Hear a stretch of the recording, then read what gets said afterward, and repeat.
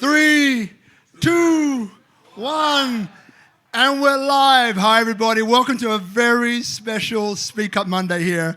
Every Monday, Tropical Nomad, 6 p.m. for pre-networking, 6:30, go live. Now, as you know, SpeakuP Monday is an award-winning talk show that started about 4 years ago, which I founded, and it's #1 in Indonesia. It's called Destination Indonesia, #1 for entrepreneurs and social impact.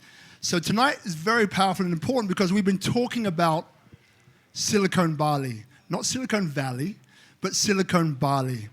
So there are 3 things that any thriving ecosystem needs. 1 is an availability of capital. 2, an availability of talent. And 3, an availability of projects to use those first 2. So Bali, we're taking the energy of that. We're not trying to copy Silicon Valley, I'll say it once more. We're taking the energy of that, we're Balifying it and making it real. So round of applause, please, everyone. Yeah.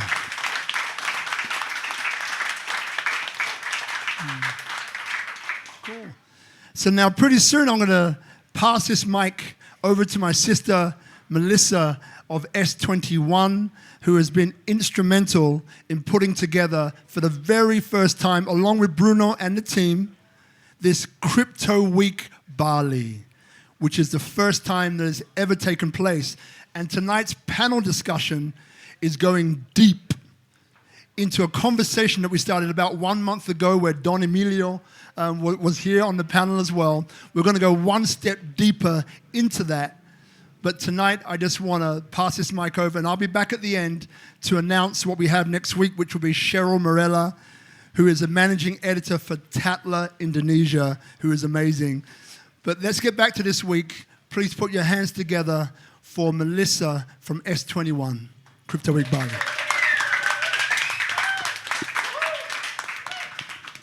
Thank you so much, Robert. It's actually amazing because you start something for 7 years, you do it with passion, and then you leave it to other people to host it. It's amazing humbleness, so thank you so much for that. This amazing show has been around like more than 7 years in partnership with Tropical Nomads, Ichi, Ayu, and the team. Yeah, there you go. And there, we had our first S21 event as the start of the Crypto Week Bali 3 days ago. It was the 4 days ago. And since then, every hour, the whole technique, the crowds, the contribution from everyone, it's getting better. So we're so amazed how it's all taking part. So yes, we are kind of the Crypto Week Bali 2022 team. My name is Melissa. I'm from Turkey, Istanbul. I've been organizing crypto and blockchain events the last 2 years in Bali. And we have amazing contributors of the community and the whole crypto and blockchain scene in Indonesia. So it's going to, and also the international guests specifically for today, also having amazing contribution to Crypto Week and also the expansion of crypto and blockchain in Asia generally.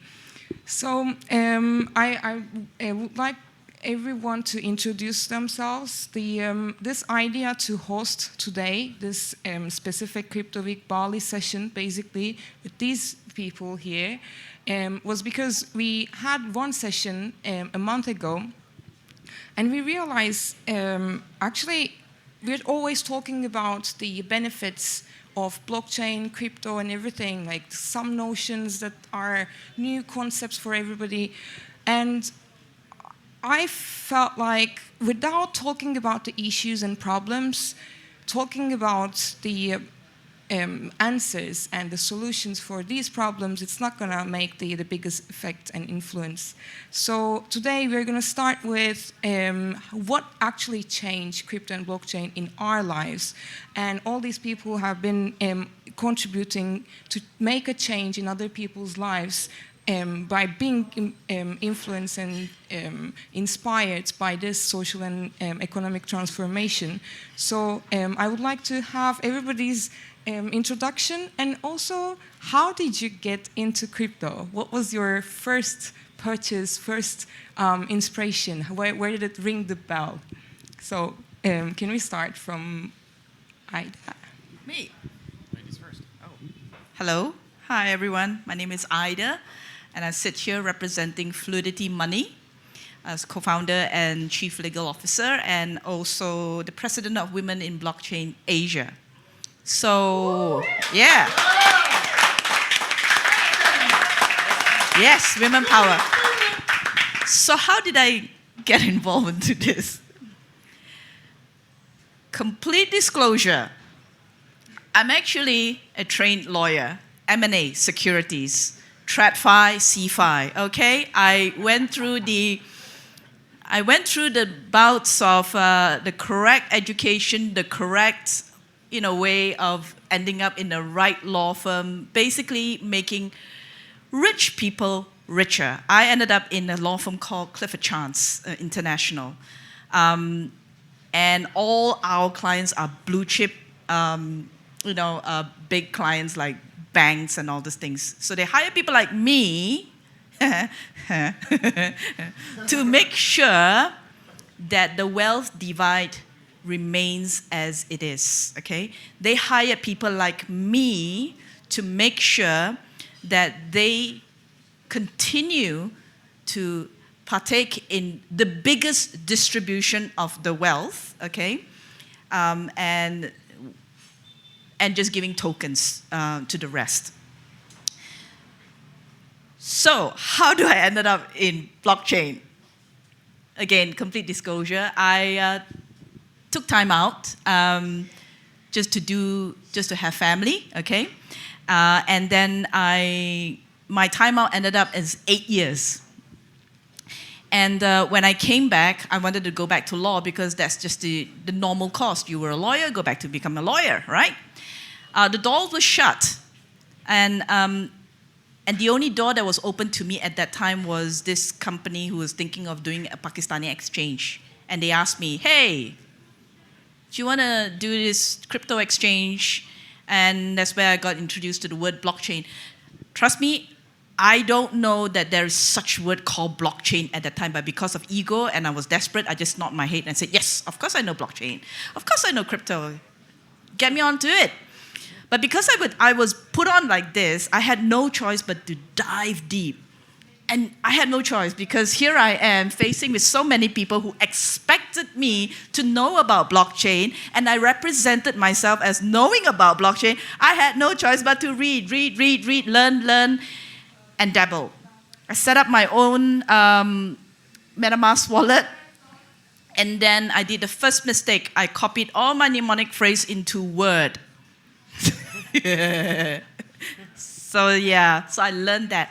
And I started to delve into it, and through mistakes, I got to know about it a bit more. And something just clicked. Remember, I was a TradFi lawyer. What I was supposed to do, maintain the Gulf divide. That was my job. People pay me to do that, okay? I was introduced through blockchain to a concept called DeFi, decentralized finance.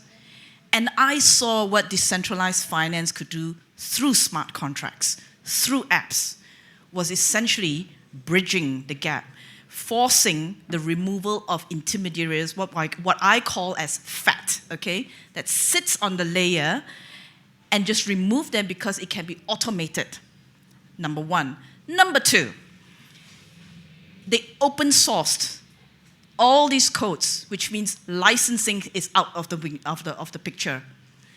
And because of that, products become cheaper. You can't add a layer of pricing margin on it. It becomes cheaper, it becomes free. And as a result of that, people can access wealth-making tools and participate in higher yields because all these things are now open to that. And that is why I stayed on, and I believe in it. So, yeah. Thank you so much. Florian, I think we met at the same group also because of Women in Blockchain Asia, your co-founder, Cheska. And then I found out that you were actually the previous CMO of Cardano, which is one of the most popular layer ones. So it's going to be interesting that we are hosting a CMO of one of the biggest and also very environmentally related chain. How did you get into blockchain? Good evening, everyone. My name is Florian, indeed. Thanks for having me. Thanks, everyone, for coming. I was CMO at Emergo, which is the commercial and venture arm of the Cardano project. The Cardano project oversees the Cardano Foundation, IOG, which is the technical development studio, and Emergo. So I was CMO at Emergo trying to drive the adoption of Cardano from 2018 to 2021. Yeah. And then my first contact with crypto was in 2016, also through MetaMask. I might have copy-pasted my seed phrase somewhere, but I erased it since then, and nothing bad happened. And the first time I got introduced to MetaMask, it was very complicated. I didn't get it, so I kind of gave up. After 2016, obviously, was the bull run of 2017, at which point I was like, well, I should have studied a little bit more. And the takeaway I got from that, obviously, is to never stop learning, and especially in this space, because every single week there's something new that comes up or something that you don't know of that you discover. And even if you learn for years and years and years, in my case, every time I find something and I'm like, I don't understand anything again. And you just have to continue learning all the time. So it's tiring, it's challenging, but it's also super, super exciting and rewarding. And so currently and today I represent a project that's called Carbon Fi. I'm CMO and co-founder alongside with Brie Yek, my co-founder. And we, long story short, we tokenize carbon credits that we purchase from real world projects. We mint them into NFTs. Those NFTs are available on OpenSea now, and people can purchase those NFTs, and the NFT, the CNFT as we call it, carbon credit NFT, is a digital twin of the carbon credit that exists in the real world. And so we target mostly corporations who are both required by regulation to become more carbon neutral and interested in the world of blockchain and NFTs specifically. So if you're into sustainability and NFTs, you can reach out to me anytime. And thanks again for having all of us.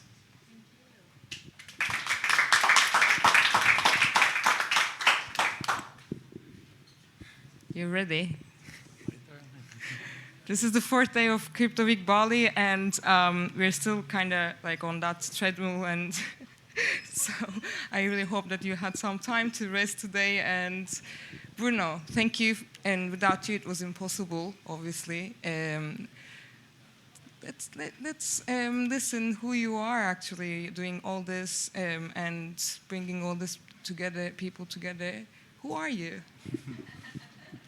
So, first of all, thank you so much for this nice introduction. And the last 4 days have been intense, but amazing. We are all tired, already exhausted. We have another 6 days ahead of us, but we are still with a smile on our face. So that's the important thing. And thank you for making also this possible and creating this dream where we all, collide and made sure that it was gonna, be a success. So thank you everyone for being here today. It's a pleasure to see all these amazing faces, people smiling and here together with us today. So who I am? My name is Bruno. You can get from the accent I'm Italian. I'm a crypto coach. So this means that what I do is to inspire and guide people and business to approach the crypto world. What I try to do is to take all those business and people that have no idea of what is a crypto, blockchain, NFT, Web3, a DAO, a smart contract, and I guide them in how to use all of this, how to take advantage of it, but not only for them, but for the goods that they can do to the whole society. Now, about my first investment, it's a pretty funny story. So the first time I bought crypto, it was in 2018. And I did it as a joke. Like at the time I was doing a completely different job. I was a field engineer working with pharmaceutical companies.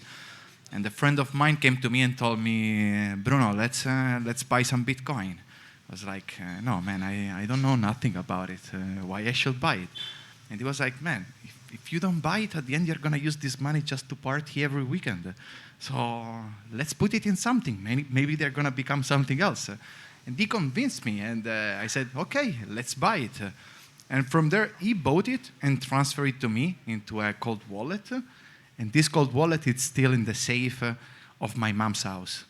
So it's like 4 years. I'm not touching them. They are there, they are safe, and right now what I'm thinking is that it's going to be my pension. Whatever is going to happen, I have some Bitcoin there, and nobody's going to touch them. And what made me passionate about this world is that after, buying Bitcoin and not knowing what it was, I started, to be intrigued by this technology and by what was giving to the people and what could be, the possibilities of using something like this for allowing transaction to happen in seconds, and also, to provide a service to all those people that around the world don't have access to the bank.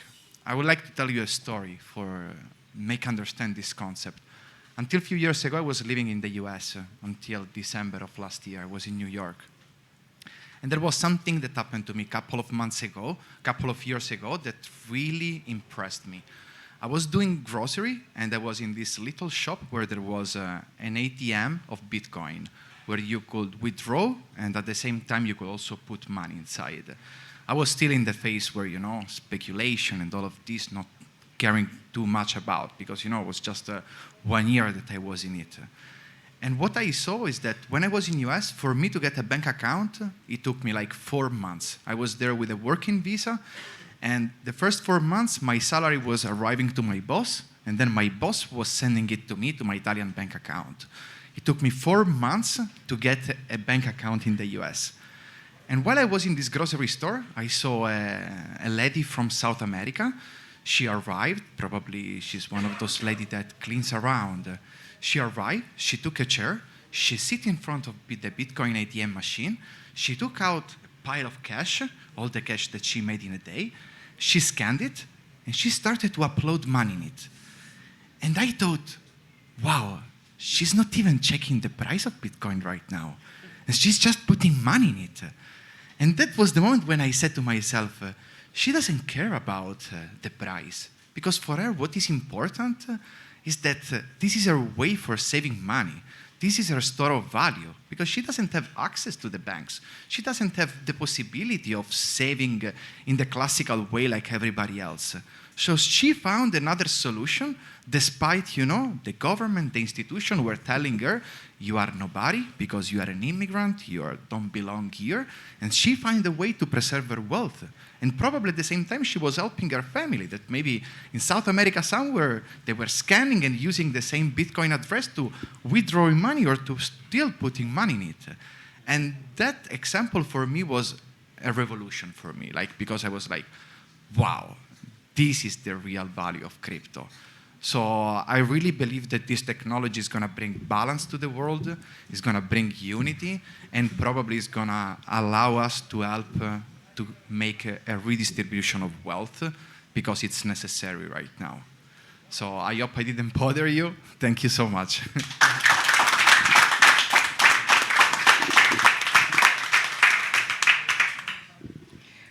Thank you so much. I want to go on with Michael.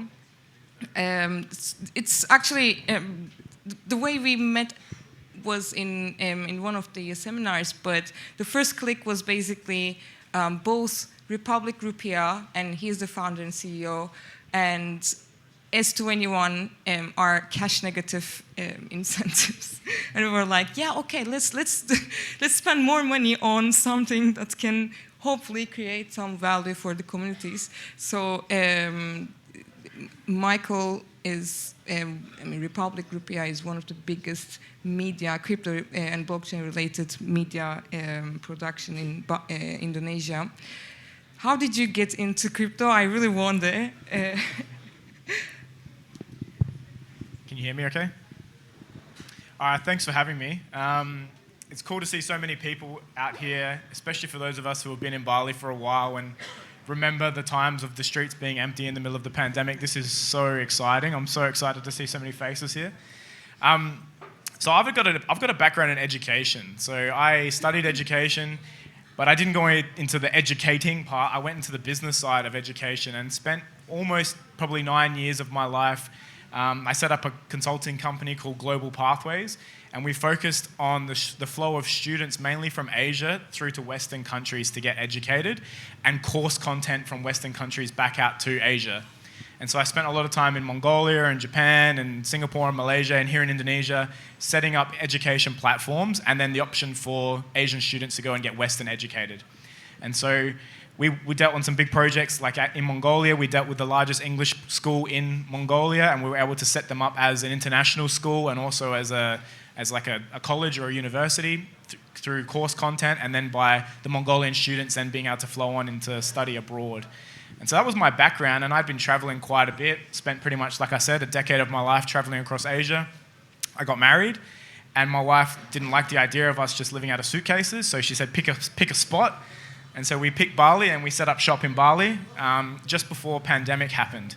And I'd already heard about Bitcoin through a documentary I watched, and I've tried to go back and find this documentary again, and I cannot find it. But I found a documentary, and Bitcoin was like $1,200, and I was like, that thing's already at its top now. When it got to about 6,000, I started paying attention to it. But at that time, at the start, we obviously went into a pandemic, and I had met a couple of other people who were Indonesian and were interested in blockchain as well. And so obviously, because my work almost came to a complete stop because no one was traveling anymore, no one could go abroad to go and study in Western countries. And so everything shut. And so I just cryptoed and just went down the rabbit hole and just completely immersed myself and thought it was amazing. And I came across my now co-founder of Rupiah. His name is David Setiawan. If you're Indonesian, he's kind of a celebrity. He's kind of a B-grade celebrity here. But we chatted about how there was no good content for Indonesians. I spent my life on watching 14 hours of YouTube every day, just trying to give myself a crash course in blockchain.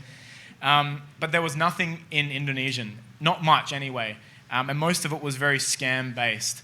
And so him being Indonesian, he said, look, we could do something here and we could create content for Indonesians in Bahasa. And so I said, all right, well, yeah, let's go. So we co-founded Republik Rupiah. We started out on YouTube. And to this date now, we're only 18 months in, but we are the fastest growing media outlet in Indonesia for blockchain-based content. Thank you for the... And it just showed that there was a real thirst because it just popped instantly. So within 2 months, David, who is the face of everything, I'm behind the scenes on all of this, but David was on a panel with CZ from Binance within 2 months of us launching. And so it just goes to show how crazy the demand was for Indonesian content. And so by our metric, we're the fastest growing platform in the country. It's all in Bahasa.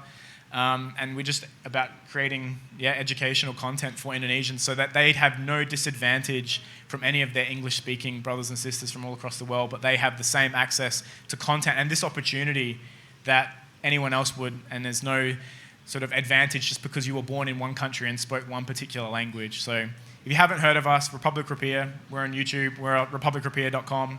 So it's all Indonesian-based, and yeah, that's me. Awesome.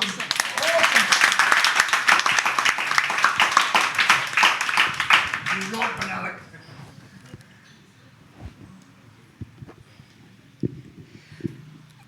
Bartol is usually the face of S221 when we have the meetings, like late night conversations, still complaining about how the previously dominant system has its own issues and how to find solutions with crypto and also with the sustainability aspect. So that's why I invited him, and thank you for it. I know he's not this person who likes to be public and everything, but he's an amazing mind who's contributing all this discussion. So thank you for coming. And who are you, Bartol? Hi, I am Bartol Karuza. Normally, types of events that I attend, the topics are like extremely technical. That's where I feel more comfortable. Yeah, but I haven't been in crypto for a decade, but I've been in open source software for a very long time. Since about 2006, I was very passionate about open source software. I was pretty young at the time, so at the time it was more framed like sticking it to the big corporations and their closed source software. But later for me that evolved into open source is kind of a really good way of developing things collaboratively. So in the past 14 years of me developing software, I've interacted a lot with open source communities and contributed quite a bit to that. When it comes to crypto, I had a colleague who was working on the same development team as me back in 2013 who told me I needed to buy Bitcoin. I laughed at him, and I still regret that to this very day. It took me a couple more years to get that skepticism out of my head and to see that when you combine open source with financial infrastructure, you have an opportunity for improving the world at a very fundamental level. So yeah, that's what makes me very excited about crypto in this day. But before that, I was a startup founder in the Netherlands. I went through an accelerator program called Startup Bootcamp, which runs programs all over the world. It's quite an intensive program. And that's something that I went through, learned a lot from, and that I see like an opportunity for this type of support and services that could be around for founders when they're trying to build something here in Bali. So when I first started hearing some little things about Silicon Valley, I got very excited about that as well. And more recently, like what I do in the last couple of years, in 2017, I bought my first bit of Bitcoin very late in the game. I also bought some XRP and learned about loss later. So that was a very helpful thing. But very quickly also I realized I like the interaction with exchange APIs and going into the trading business. So that's what I'm currently working on. My business is a trading firm, and I do that primarily to make money for social impact investment. And more recently, like I've been part of the S21 community since quite early. I think there was like 50 people in the group when I first started, and I really recommend that for anyone around here to also join that group, and the events are great. But that's it for me. I'm very excited to hear the rest of the discussion and participate.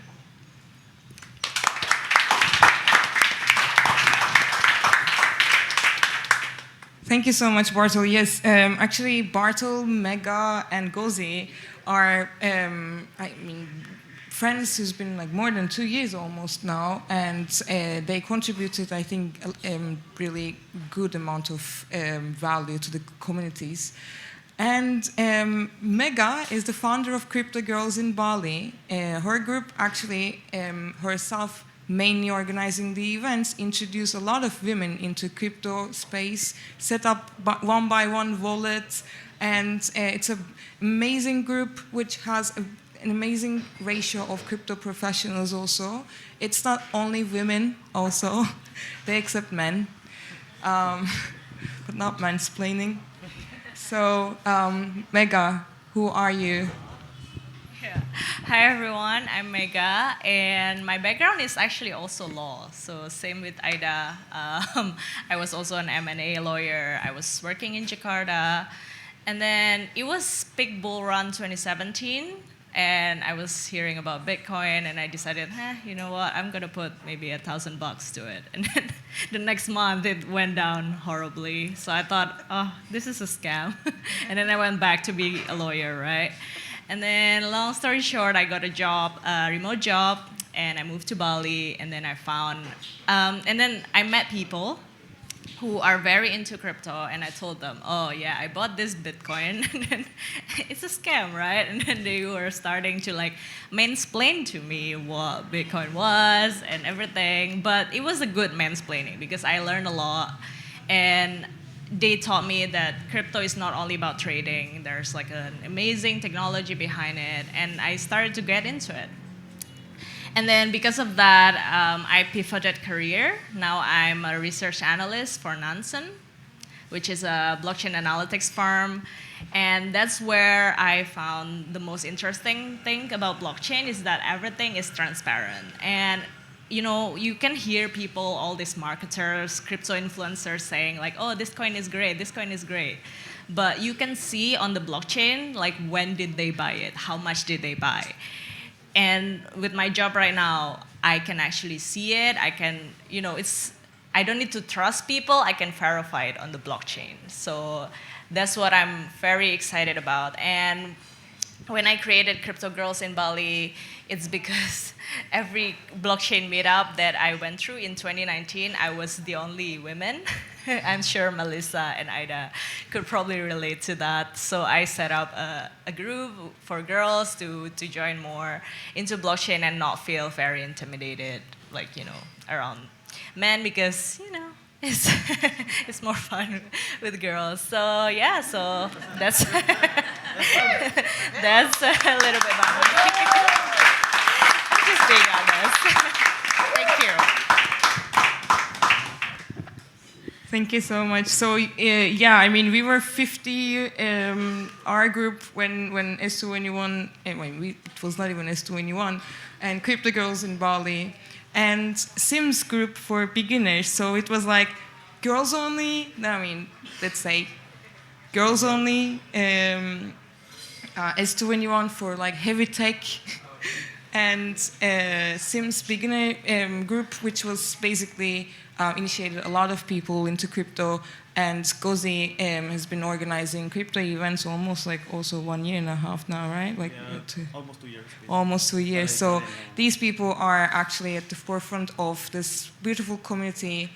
They were active. Now they're taking a little bit more step. A lot of things are happening with the investment of big exchanges and everything. But thank you so much. This faces behind the whole development. So who are you, Ghazian? Selamat malam, Om Swastiastu. Hello everybody. So welcome to everybody who is new in Bali actually. I'm just curious. Who's new? Yeah, who's new, just like a couple of weeks, couple of days. Welcome, welcome. So welcome to the free world. It is, right? So blessed. Thank you, Mama Bali. Thanks God. Thanks everybody that is really contributing so much to community, to this space, and to the change. Did you guys feel the earthquake today? Yes. Yeah. So, his very first time feeling the earthquake, like first time ever in his life. How do you feel? Amazing. It was because of the crypto week. Oh. It was because of the crypto week that happened. So it's like the earth is cheering crypto week basically. Yeah. Yes. Just.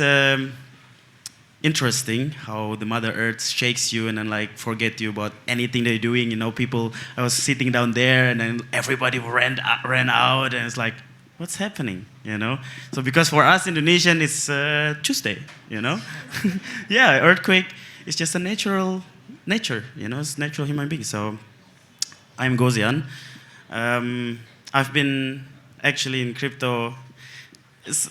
The story go back actually a little bit like 10 years ago. I left my root Indonesia and went to Western country, Germany, and shocked how it is, being an Indonesian, polite, kind, and then open, and then went to a country where everybody's like this. It's like, what are you doing? What are you taking? So I went there and then got a little bit shocked, but excited as well. I was 18 that time, and basically my background, I came as an au pair and then, apprenticeship as a cook. So I didn't have any tech background actually. So, but I love life. So I love study life. I love study myself. I love to study human, study, meet people, just see who they are. So 2018, in the end of 2018, I was still in apprenticeship, just maybe 450 euro in my pocket. And, I had my last actually saving, but there was a time where I was very, very deep in self-development, healing and stuff, and, just going deep in my purpose, who I am and why I'm here, why the human like this, why the earth like this. And I actually invested my last 500 euro in, I bought 4 Ethereum, but I didn't have it anymore. It ended up in a scam, so I didn't, understand anything, because the only thing is like, how can I make more money? How can I survive, Being a migrant there.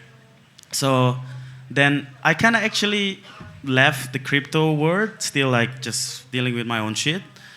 And then I came back to Indonesia, mainly in Bali, and then so the funniest part is I was still doing like in crypto, but in MLM and networking stuff. So where you scam people and then take other people money to come in and then you get paid. Yeah, it's a lot of things like that. But yeah, not seed phrases. I don't even know what a seed phrases is. Like they just, you can get paid by Bitcoin and stuff. Oh, I don't even know what Bitcoin was, basically. I know it's like digital money and stuff. So I put actually my money in a wallet, right? So 2020, I came here to Bali and want to settle down here for 6 months and then come back to Europe. So I want to avoid winter. So I want to be in the tropical nomad. So that was good, right? 20% discount. So yeah, exactly so. So and I just realized I put my money there and bought also actually Bitcoin and some XRP, and I realized that my entire journey, my entire trip here, being sponsored by crypto, because it was a time when I bought, it was like 40,000 Bitcoin, and I have still another Bitcoin and stuff, and 80% of my trip was sponsored by crypto, which is cool, and it's like, oh, there's something more, So 2021, I went really deep dive in, and I was still pretty much new actually, and met Sim, which is the man behind all this beginners crypto group, because I was kind of also beginners, and then I see how the space actually really dangerous, I'm talking about the earthquake because it's shaken. It's still shaking. Like blockchain and crypto is still shaking the world, disrupting, and shaking the old paradigm into the new paradigm, right? So I love how Sim and our team now, guiding the people, new people that are mostly actually the one that being taken the money, right? Being scammed. So we are bringing the complexity in crypto into simplicity, where people being like, if like when I was in Germany, when I came there, I didn't know anything. The only thing that I know is like Nazi. But that's what they told me, It was not good, but I didn't know about it. And if you don't have knowledge, you are in fear, right? So that's basically what crypto beginners are, coming into the space. So that's why we are caring, we do really care about the beginners. Even we are super strict, even like sometimes there are some people in beginners like stack people and like talking about hash and this and node and stuff, get out, go to S21, because they don't know anything about that, right? So then they don't care about it first. So that's where my journey basically started, and it becomes basically really big as well. And yeah, so I'm representing Excellence Consulting. I'm representing people, human, that drive the change in the world, especially Indonesia. I'm super excited because actually in Pancasila, Robert, I love you. Thank you so much for being really deeply respecting Indonesian culture. We are all guests here. I am also a guest in Bali, right? So, but bringing always the culture and then, the humanity and the Pancasila, which is the fourth Pancasila, is actually about democracy, where I see blockchain can really contribute much in Indonesia. In Indonesia, especially, nearly 70% are in Indonesia unbanked, underbanked. They cannot access bank. And I see how basically blockchain and crypto really can change their life. People that are farmers on the ground, cannot have access here anymore and can basically feed their children with NFTs, with all the stuff. But kind of still dangerous, but that's why I'm super, super excited. And thank you so much, guys, to contributing Republik, Rupiah, Bruno, everybody. I love you.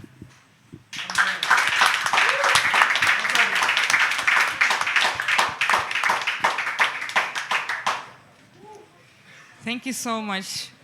So I actually want you to all think about one concept, one blockchain crypto-related concept that is usually used a lot, but it's kind of mystery for non-crypto people. And define it with your experience, with your words, and why do you think it's important? And I want to start with one as an example, the self-sovereignty, which is actually why I started, I was kind of interested. We did that a lot. Should I do it? Yeah, you should. What brought you to it? You've asked everybody else. Well, I'm from a very problematic country. So from governance to wealth distribution. So it was actually really exciting for me when I was a young kid, like 17, 19-year-old, to do anything without government knowing about it.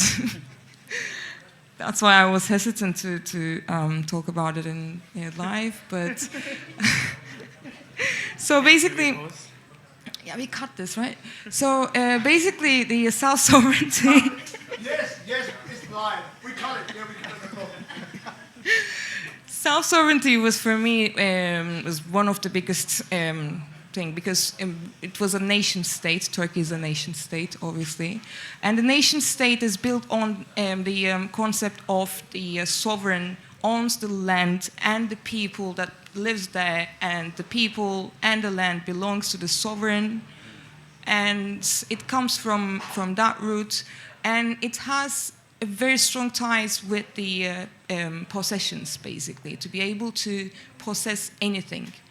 And when we think about all the rest of the people, plebeians, the workers, and us in the modern world, basically, all of our possessions are mediated by a trusted third party, be it a bank, the central bank as the issuer, the value of that, and the value is like a totally different and super complicated concept anyway. Like it depends on a lot of intergovernmental and interpersonal institutional relationships. So you think like you own something that is represented by some digital way in your bank account in somewhere, but it's not an actual ownership. Like you, each time you want to do something with it, and Ida explained it very well, obviously, you need to have a permission, and your movement is pretty much restricted by the marketing and the financial politics of the country and that bank specifically. So this idea, and I think it's important for all of us to be here and to find ourselves here during COVID was basically because we were self-sovereign in a way that's like we were not living on a paycheck that comes from somewhere, and we had that ability to actually have our own savings and spend it from anywhere in the world.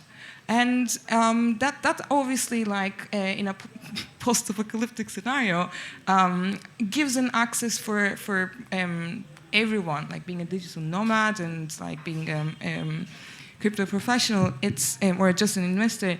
It's an amazing power to not depend on a location, which is the key for any global citizenship if you're aiming to talk about it. So what would be your like most valuable blockchain concept, and how would you define it? Like we're talking about decentralization, trustless, consensus, permissionless, transparency, immutability, automation.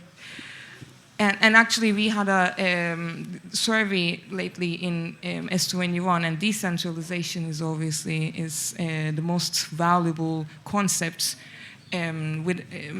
because of its power to shape the society in social and economic way.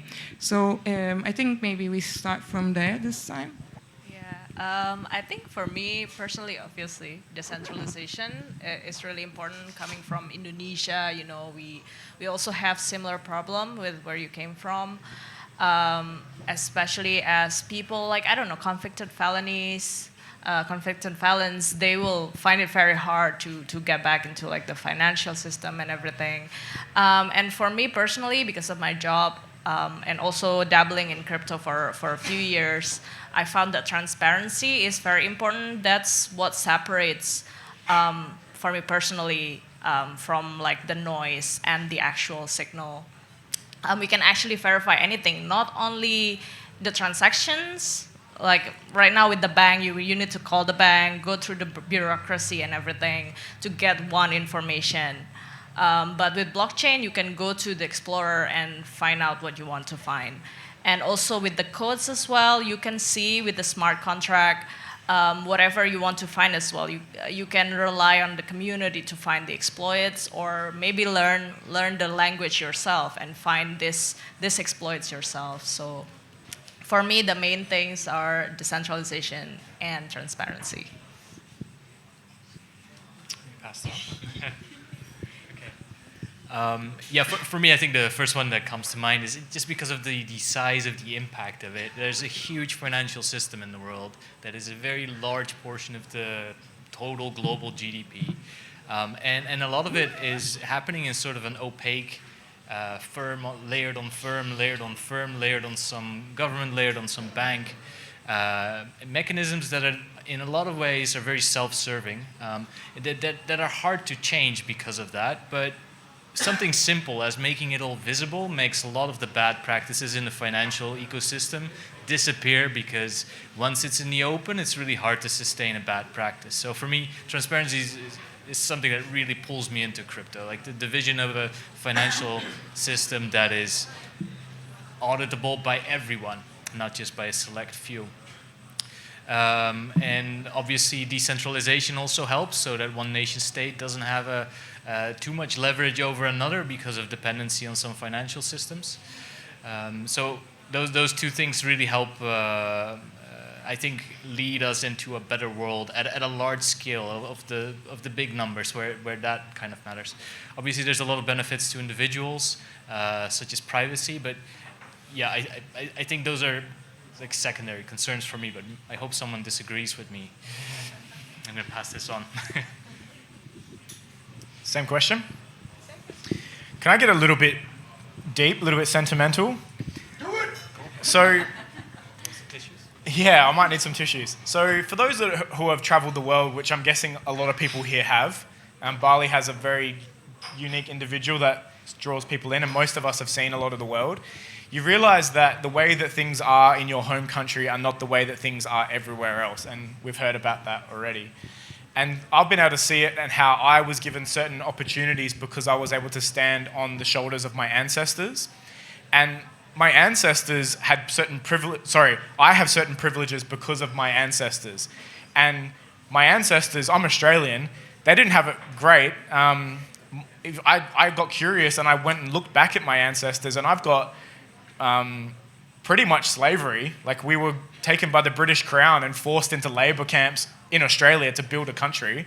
My wife is Māori, so she's indigenous to New Zealand, and she was forcibly removed from her land by the British Crown and had a terrible time about it. And her people actually fought back and were one of the only conquered peoples, colonised people, that actually ended up with a treaty with the British Crown. And so now they have certain freedoms that no other indigenous people have.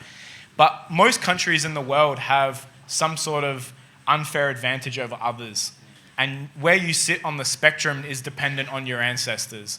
And for me, I saw crypto as this incredibly leveling playing field for humanity. And that you have young people getting involved in financial markets that would never have gotten involved in financial markets before. Like, people learning about trading and what leverage is, and how to generate passive yield and all these types of things. Like, we have young people now at 15, 16 learning about these types of things that would have never have learned about this type of stuff before. And we have so many people who are geo-arbitraging their economic system because of the blockchain. And so for me, it's been this this incredibly leveler for humanity, that we don't just have to deal with the card that we were dealt with. So it doesn't matter if you were born in one economic system over somebody else. Like, we all have the same opportunity now, and I think it's a beautiful thing.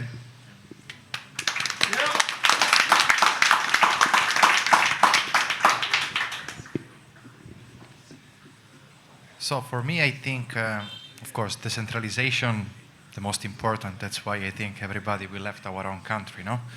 Because we don't trust the government. So decentralization, I think, is a must. But two things are very important for me: transparency and immutability. The fact that you cannot change the information that are written on the blockchain. Try to imagine, I make the example compared to the US. You go to the US, you want to ask for a mortgage. What is happening is that you go, you sit in front of somebody that you don't know, but that person is going to judge you according to the color of your skin, according to your religion, according to where you come from.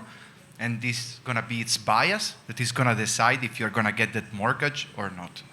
Try to imagine that instead of going and sitting in front of somebody that is judging you because of your religion, your skin, or whatever else, is just going to make a decision of giving you that mortgage according to what is your history. If you are a good payer, if you have a job, if you have a salary. And all this information are written in the blockchain.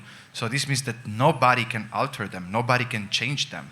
And this is the only information that they need to know, because they don't need to care if you're Muslim, if you're Christian, if you're Buddhist, or whatever it is.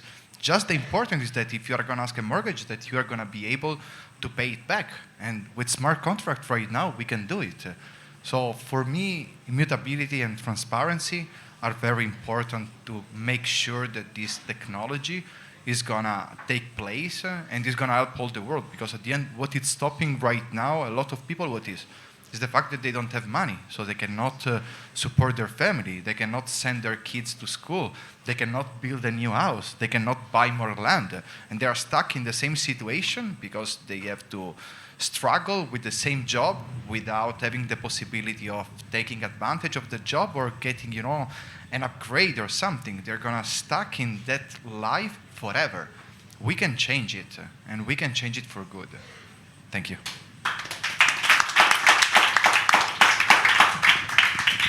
So just to summarize decentralization, Mega is mentioning basically the lack of central authority and transparency, immutability. What was yours? Levelize the playing field on financial markets. Access gap, basically, actually, like having the same equal opportunity to be able to invest and manage your wealth, basically. So these are all freedom-related concepts, which is actually really a self-sovereignty, obviously. And what would you think, Ghazian, about this blockchain concept? I would join actually your concept of fair access. It's basically, if I just think back about where I was struggling or like trying to find myself in Germany, in Western world, I came from the world where, everything is actually abundance, right? So you have everything here, you have foods and stuff, but I didn't have so much access in a way, like I didn't have sometimes food in my fridge. I don't even have fridge actually, just remembered. So, and I came there and they were like so, how do you call it, like consume based, basically. They take everything and then just throw away again.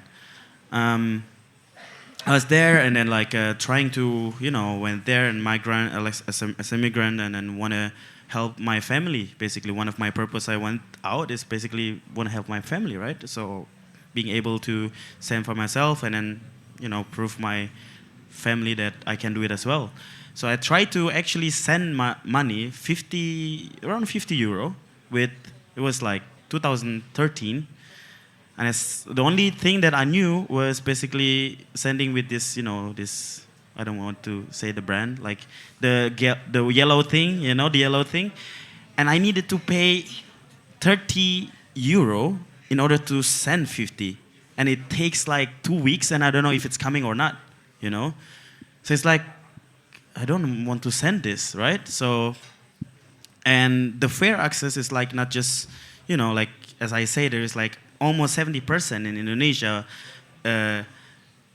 then don't have access to bank because they cannot prove they have, you know, income, for example. They cannot prove they have the bank statement from their job or something like that, the work. And I see this possibility of fair access around the world, right? So in Africa, you know, where, you know, like we have smartphone users, 80% of smartphone users. So we only need smartphone and internet right now. And you can basically access and then have the payment like that, right? So it's not only, I think, disrupting the economical system, but also the way of, you know, the old system is falling apart. You know, now like the earthquake, they're like disrupting. So, and many people are afraid, many people are in fear, and people that are, okay, I think the way I'm thinking, the way we are building, and the way the system and government like structures is falling apart. The best part is from Indonesia, because we are still developed country. Don't worry. It's funny for me if some people, like if Western people coming to me like, oh, we are from first world. Like, what is first world? What is third country? Yeah, like third world country. Why? Like, who is saying that? Don't worry, Indonesia will be the first world as well. I'll take care of it. Yeah, so yeah, I do really agree. You know, with the colonization, like Indonesia has been colonized from Dutch empire for 350 years. We were slave, and our DNA is still enslaved DNA basically. So that makes actually Indonesia also one of the best hospitality people, because we serve. When we serve, we serve. You know, like. Everything, we give our heart. So that's basically the transparency inside of it as well, right? So, and giving everybody access where they didn't have before. So that's amazing.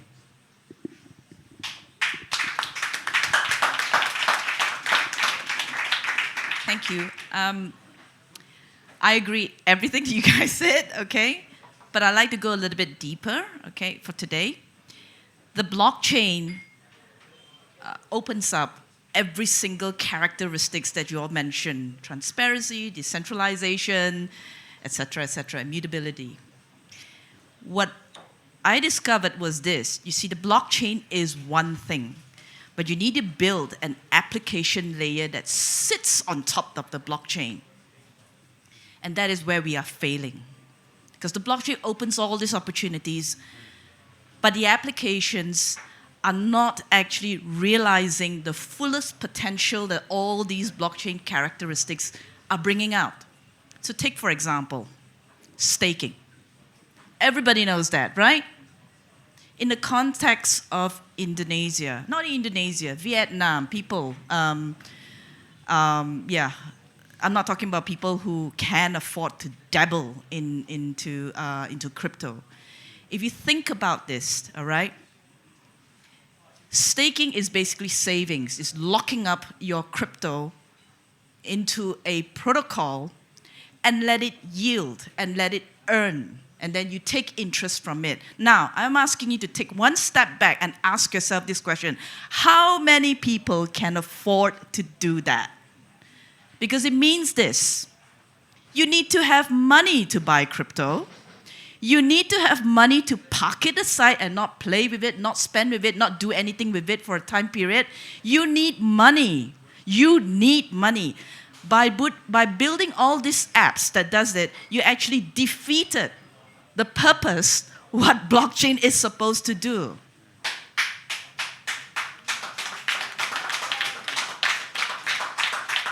Staking is actually a privilege. Saving discriminates, if you think about it. But what doesn't discriminate? Spending. Whether you're rich or you're poor, you need to spend. Whether you're rich or the poor, you need to move money. I gotta pay you, right?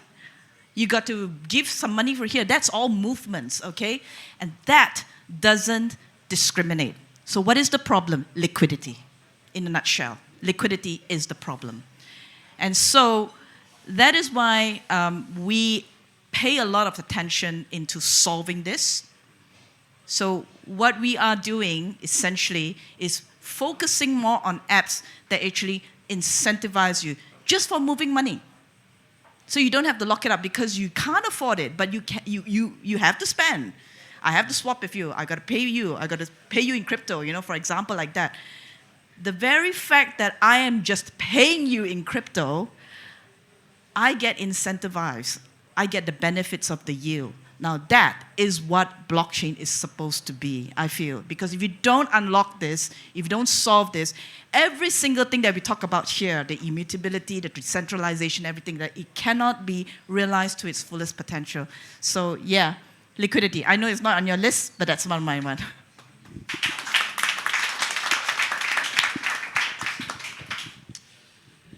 I think Bruno touched on what my answer would be, and going back to the question, what is one concept that I really like that is hard to explain also, and how would I define it? I'm not sure I got a great way to define it, because when I talk to my parents, it's still one item that is very hard for them to understand. They understand decentralization, they can understand immutability, but the absence of a third party that provides the trust is still something that is hard to grasp for many of the people that I talk to, amongst all of the values and promises of blockchain. And I think that's one of the most interesting things. And in my professional and personal life, actually, moving towards this blockchain world has allowed me to be more free. And for example, like, nobody cares what I wear when I participate in a panel. And I think that kind of echoes the fact that there is no central authority or third party that says you can't do this, you can't do that. Just like the person who issues the loan, right? You are who you are, you talk directly and you deal directly with someone, and that's one of the most beautiful things that I enjoy. But again, going back to my parents or anyone who's not in this space, it's hard to explain that. Because you're basically shifting that trust somewhere else. It's not that blockchain is inherently safe. If you send to a wrong address, well, obviously it's lost. So you shift that trust to somewhere else. And that's hard to explain, at least around me, in my circles. Yeah.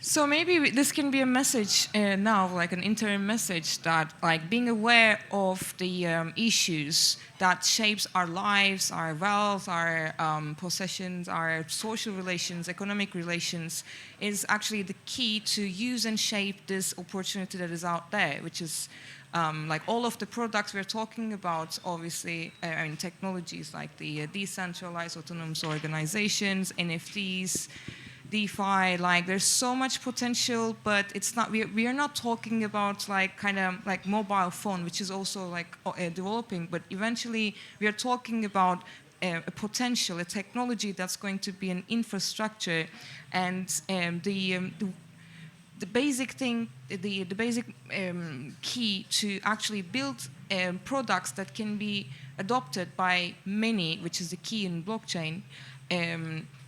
I think resides here. And I heard something a couple of weeks ago, and we were talking about it. It goes like, do not sell decentralization to people, sell good products. Like, because decentralization by itself, it's not going to ring a bell, or it's not going to change people's life by itself unless it solves a day-to-day problem in people's lives. So being aware of the problems, I think it can be like the message of this panel. And like, for instance, NFTs, like non-fungible tokens, without knowing in how many countries still women or people can who doesn't have ID cannot own land or anything. We're always thinking about it as kind of money problem, and say, okay, they don't have money. No, it's not allowed. It's not possible. It's not equally distributed, this right, and it's still, we are still there, like, and not being aware as if like a Westerner or like world or country. Without being aware of these, we cannot really look and explain any concepts. That was mainly my idea. And I want to go on with you, Florian, also. What is the products? How do you see these like development of the products? motivates you, inspires you as a result of adoption of any particular technology and product, and also about your career, your own product? What's your approach, basically? Let me know if my answer is not. Let me know if I get the question correctly. Thanks to the role I had at Cardano, I'm grateful, but also a little bit stunned when people come up to me and say, "Okay, marketing expert or whatever, what's the key? What's the recipe? What's the success? How do you put two and two together and then have successful marketing?" And my answer is always very simple, and it's product. It's just build your product, like focus on the product, client experience first, and product. And if you have that, then marketing is very, very easy. It's impossible to market a shitty product. Oops, can we swear? Yep. It's impossible to market a bad product. So, I mean, again, like, tell me if this is a good start of an answer, or maybe a start of a discussion, but if you focus on the product and you put that at the top of your priority list, marketing becomes much easier. Much easier.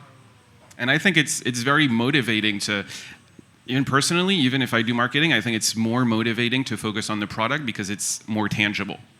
I feel. Marketing is still very intangible, and you can't manufacture viral content. You can't predict what's going to happen. You can predict if your product is going to crash more than being able to predict if a video is going to go viral. So I think it's more motivating. It's more focused and detail-oriented, and you've got KPIs that speak a little bit more to me.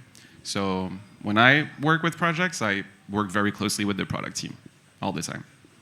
And what's your favorite personal product that makes an actual change in your life? MetaMask, of course. No, I'm not sorry. I'm not being sarcastic. I have to reconfirm, because people tell me it's hard to judge when I'm being sarcastic. MetaMask was one of the first one. I still use it every day. Localbitcoin.com was also one of the very first platforms that I ever used, and Binance. Those were the three main platforms that I used when I first started.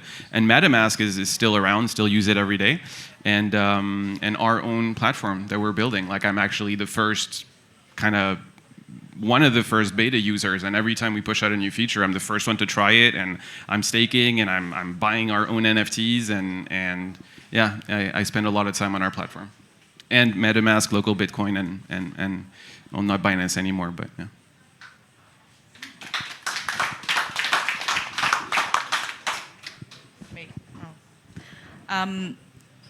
For me, it's a bit different. I have got a legal background. I mean, you cannot get any more boring than that. So what drives me is I'm less inclined to focus on the product. But I like to hear and know what exactly that you're trying to solve. Okay? And I find that a lot of founders have difficulty crystallizing it. They most of the time they just mix something else and give a better yield. They're not actually solving. So I always ask them what exactly you're trying to solve. So for example, just give you an example just now. The problem was liquidity. Saving was a privilege, if you think about it. So because no one can actually afford to save, okay, you can talk crypto to a farmer until your face is blue, but the bottom line is that he can't afford to buy crypto. Let's face it, that's the truth, okay? So how do you then preach adoption that you talked about? So this is one of the things. What is your purpose? What motivates you? What exactly you're trying to solve? And once you capture that, and it takes time. Trust me, it's not easy. Anyone who sits down and do it in 30 minutes, I put a big question mark on that, okay? It takes time to solve it. Then the product will make sense. The product will then capture all these things. And the product will actually pivot and shift because your purpose and your vision and the problem that you're trying to solve never shifts, okay? So that to me is my biggest push. That's what I always ask people, what are you trying to solve? What are you trying to solve? Followed by, okay, so what are you going to build? How is it going to solve? So, and and see how it goes. So I guess you're going to ask me what is my favorite one. Okay. I made a mess out with MetaMask, as you see, because of my own stupidity.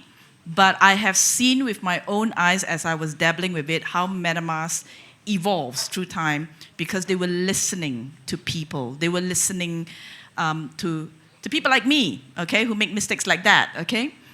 And I could see the UI gets easier and easier. Couple of clicks, you get there. Before that, it was tough, and you make mistakes. Lose money, okay? Forget your password, and you go, oh crap, can I say that too?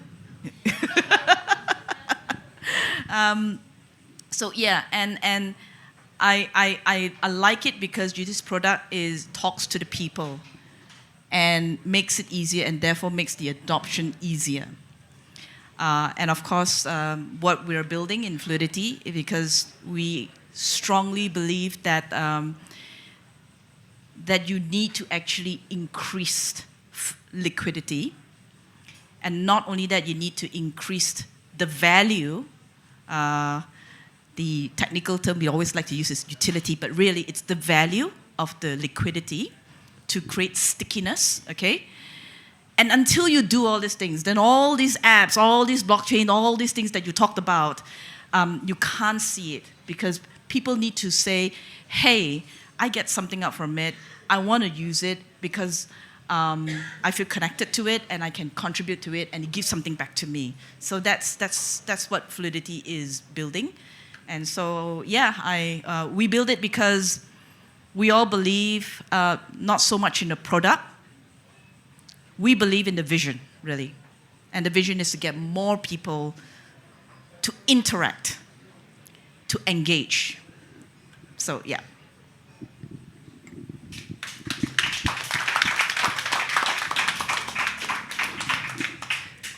This is actually how we are hosting the second version of Decrypting Silicon Valley.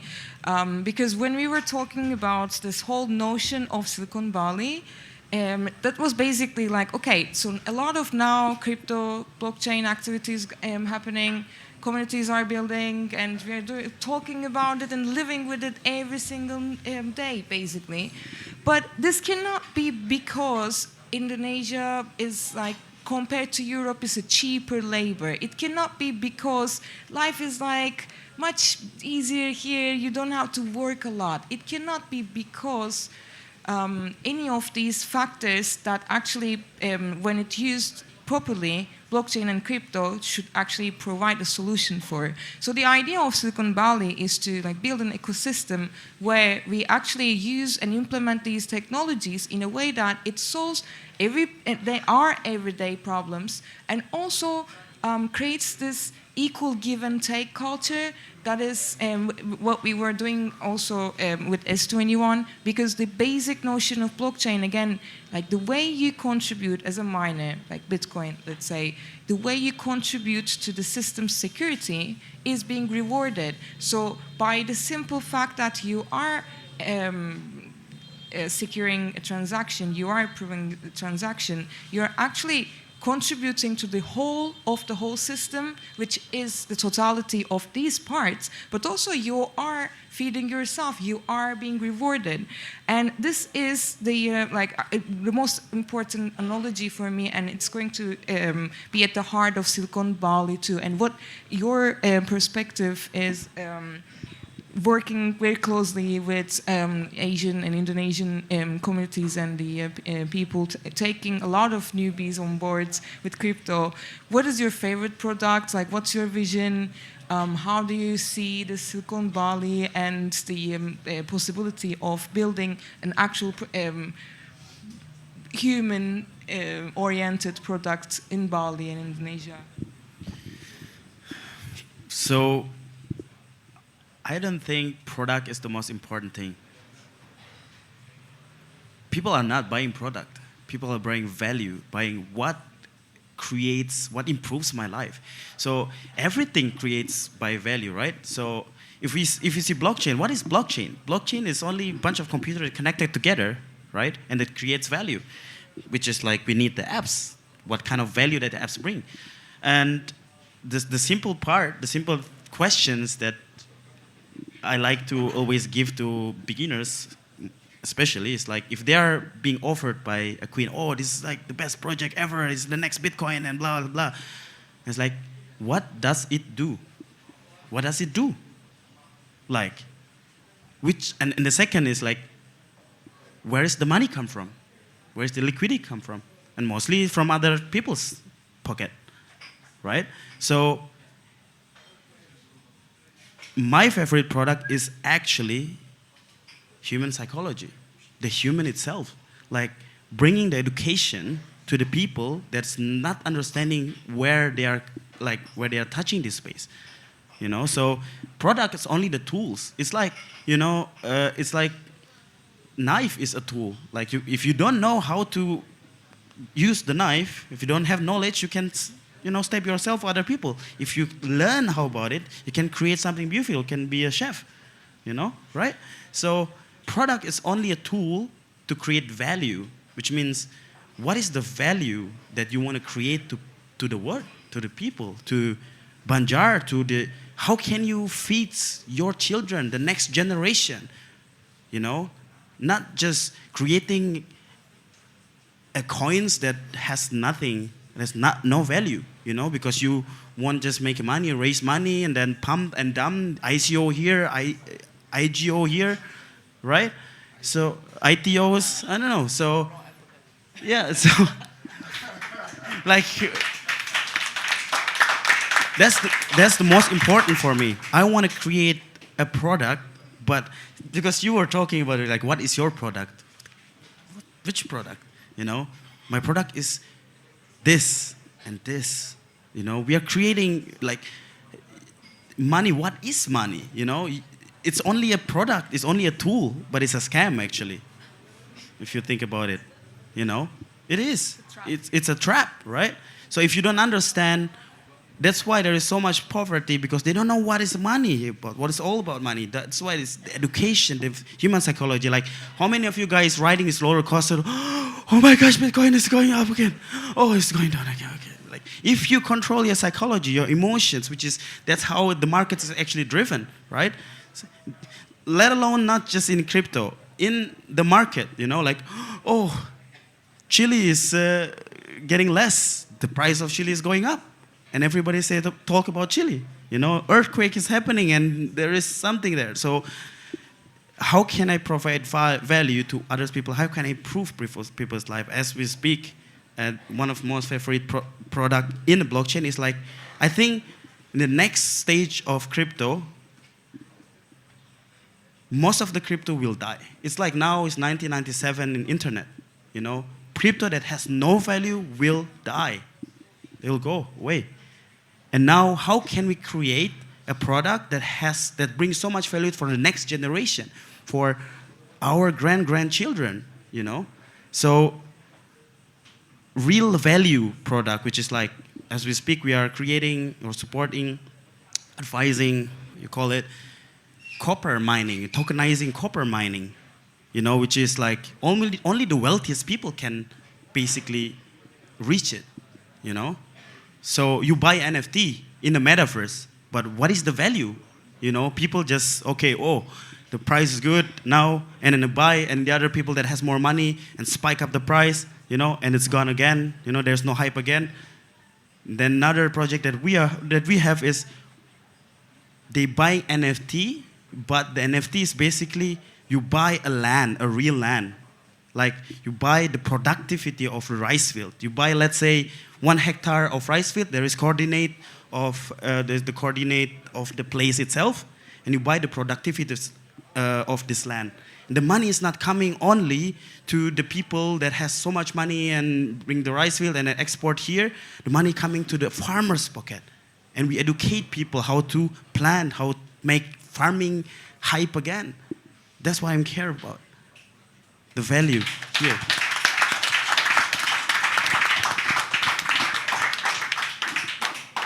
Thank you. Yes, when we say money is a trap, like it's basically a contract a contract that you don't know the conditions and the content, basically. So by referring to transparency, when we're talking about these tokens and NFTs and everything, it's a contract that you know the conditions, basically, and you can shape it. You can create it the way that actually creates value for people. So that's really important. And Bruno, what would you think about the like actual value side of it? Like, what's the what impresses and influences your everyday conduct when you're working as a crypto professional? What really drives you to contribute to this space? Because honestly, it's like when you talk about money, it's all about taking a lot of people's little money and convincing them that there's actually value for them to put their money to begin with. Yeah, I totally agree on this. I wanted to say a couple of things first. I totally agree with what you say, Ida. It's the fact that what you said, basically, it's so obvious. And sometimes, you know, the most obvious answer is the one that nobody's thinking about. And now I'm understanding even more what is that you're doing with Fluidity. Like the example that you made, it's so strong. The fact that, you know, saving, it's for few, it's for those that have money. But what we want to do with blockchain, it's serving the unbanked, helping those that don't have access to financial services. So beautiful what you're doing, amazing. Then one thing, I think that basically if we call it product, if we call it value, at the end it's just semantic. What we are talking about here is the service that we want to provide. Like me, for example, as a crypto coach, what drives me, what makes me happy about this world is the passion and enthusiasm that I'm able to transmit to the people that are coming with me. Because those that I'm coaching, they don't know nothing. And most of the time when they come to me, they are like, it's months that I'm trying to do all this job on my own, trying to read stuff. I don't understand anything. It's so technical. What is this stuff? I'm getting an headache just to read about it. And for me, what is beautiful is the fact that I'm able to transmit them my passion, what makes me happy about this world. And at the end of every coaching, the best feedback that I have from my people is, wow, you open my eyes. Like, I'm seeing this world now in a completely different perspective. And for me, this is beautiful because I understand that I reached my goal. So as an educator, because at the end, I don't want to just be a teacher. I want to be someone that can inspire you, that can guide you in your path. What I say to my students is, it's not that we finish the coaching and then our relation is close. You can call me, you can write me, you can ask me for advice anytime. I'm always here for you because we started a path together and I want you to see me as your guide. So if you want some help, always come back to me. And what drives me is that what I created, like the path that I'm giving, it's basically, you know, I'm repercuring my steps. What I did in the last 4 or 5 years and brought me to have the knowledge that I have right now, this is what I try to give to the other. In the same way that, with the same mistake that I made, I say to them what are my mistakes, what I did wrong, what I should have done in a different way, why I was at the beginning maybe driven more by my emotion, you know, putting all my heart in a project without sometimes even understanding what was the value behind. So now I teach to them what are the metrics that they have to use, what is that they need to learn, what is that they need to understand, what are the questions that they need to ask to themselves. You like a project, as you said, why you like it? And what is that is making this project unique? What are the competitors? The competitors are doing something better. Maybe just doing a little bit of research, you understand that there is somebody that is doing it even in a better way. And the most important question that I tell them to ask to themselves is, this project that you like, which problem in the real world it's solving? And if it's really implementable in the real world, or it's just a beautiful idea? Because we have so many projects that are beautiful in terms of ideas. Then you try to implement them, and most of the time are just Ponzi scheme. And you're like, it's not possible to do it. So I think that what drives me, it's is the fact that there is so much behind it. As also Florian was saying, you never stop in this world. Every day there is something new. There is a new technology that is upgrading something old, that is making it more appealable, more easy. Like I was reading an article the other day that now in Africa, even for people that don't have a smartphone and still have, the Nokia 33310, the one that they were using 20 years ago, now they can use like the Lightning Network to exchange Bitcoin through the SIM card. Now they don't even need the internet. They're already solving the problem that people needed to have internet, because we go in a lot of countries in Africa, South America, they don't have internet. They didn't build it yet, but they have a phone. For sure they have a phone. And now they can use Bitcoin to exchange method of payment, to getting, even a donation, whatever it is. There are so many people that bought Bitcoin in 2013, in 2014, and they give so much that they are so eager to go and throw it to people, to say, go use it, do something good with your life. So I think that we are reaching this point of changing, and I think we can really change the world. This is what really drives me to continue in my path and continue to educate people and spread awareness.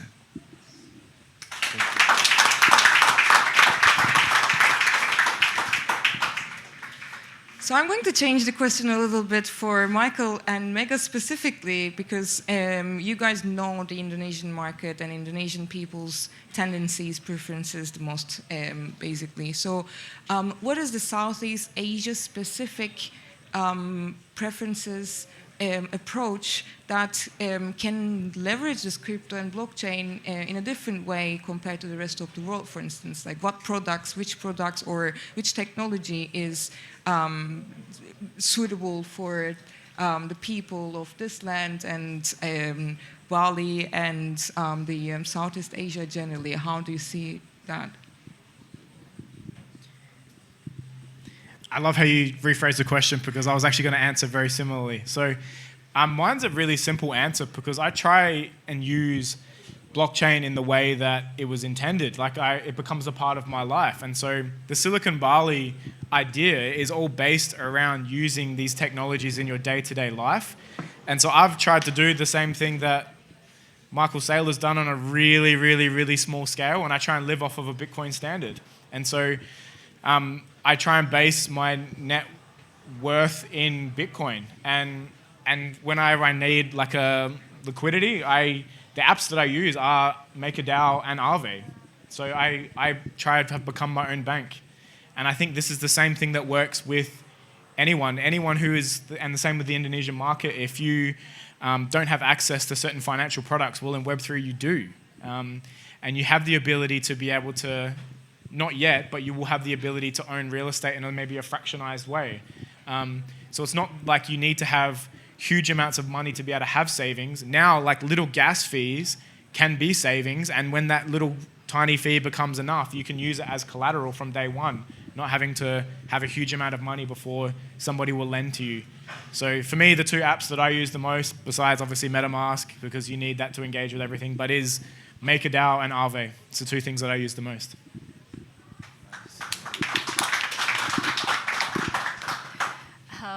Yeah, thank you for changing the question, because it's actually interesting, because I don't know if I think like the rest of Indonesians, just because. But to me, like with blockchain in general, right? Like we talk so much about like, 70% of like Indonesian population are unbanked.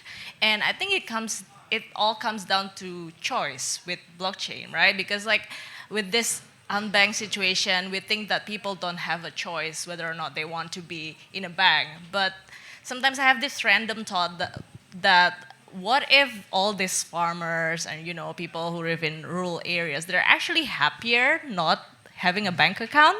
So I guess it all came down to, with this blockchain and crypto, is that people now have a choice. If they want to have access to the financial system, they can, and it will be really easy. So I think in the end, in Indonesia in general, with the appearance of crypto, it will lower the wealth gap if people are willing to, like for example, if I were a farmer and I have a kid going to college, like I can maybe like send something. But yeah, it's a long way to go, honestly. Yeah, I know that people have cell phones, even though sometimes they don't have electricity or internet, which is very interesting. But yeah, like coming back to that is people, especially in this country, will finally have a choice whether or not they want to join, like, the global market, I'd say. Extend. All right, everybody. Very quickly. It's relevant. So there's a project. So check this one out. All Solar World. All Solar World. Right. Just go there on the website. So what All Solar World does is it connects the remote communities to electricity and Wi-Fi, and digital payment platform at the same time. So it's a patented product. I'm involved in it. She's involved in it. The founder's sitting over there, Harold. But this, because again, with all of this technology, yeah, you've got the Lightning Network, but you need internet basically at this point in time to access it properly. And then you can access education, edutech, comtech, fintech. So all of this unbanked now become banked financial products, all of it, farm tech. So all of this can move down that pipeline, and it's literally it's a plug and play system. So it's in a box, you take it out, and you're away.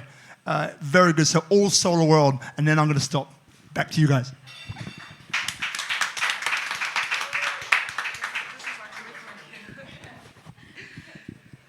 So I'm going to adopt the question in a way.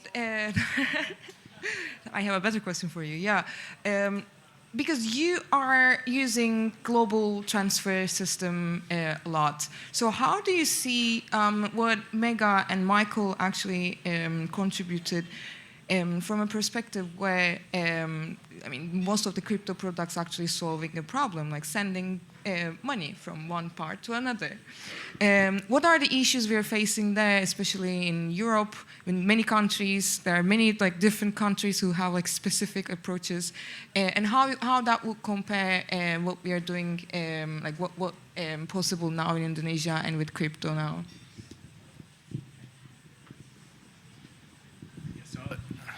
I think you were referring to our conversation from a couple of weeks ago about this. Yeah, so basically my point of view at the time was that there's a lot of people out there that say why do we need crypto? I have this bank account, I have a PIN card that I use to pay for my groceries, and I basically do this little loop where I go to work, get my salary, go home, buy groceries, and you're sort of solved in some way the issues of financial transactions for a very small kind of setup. But anyone that is trying to send money abroad, and more so for people from certain jurisdictions that have a lot more problems, but in general, if you want to just send some money from the US to Europe, there's a lot of confusion, there's a lot of waiting time, there's transactions that can get completely lost, then you have to reach out to a bank who then has to reach out to an intermediary that sent the transaction, maybe, and there's actual people looking for the transaction. And when I compare that to sort of the daily usage of frictionless transactions internationally using various blockchain solutions, which basically means usually the transaction in crypto is done within seconds or minutes. Worst case, maybe you wait for an hour. In banking, it can be days, and usually it's something like business days. It goes after banking hours. You can't send the transaction anymore on the same day. It has to go the next day. So there's a lot of friction there, and there's a problem that people say that banks have already solved this. SWIFT is there, but it's not true. They're not solving those international bank transfer problems. A lot of times there's reasons why there's these delays. There's some jurisdictional problems that really make it hard for them to solve the problems. I feel like crypto just went in and solved it, and that's why they're having sometimes trouble connecting to banks, and the fiat on-ramps are just a problematic kind of space that nobody wants to make too easy, because that's kind of the last step. If only they make the transfer from fiat to crypto easy at the bank level, we would have solved international money. But the banks don't generally want that to be solved, and especially not by them.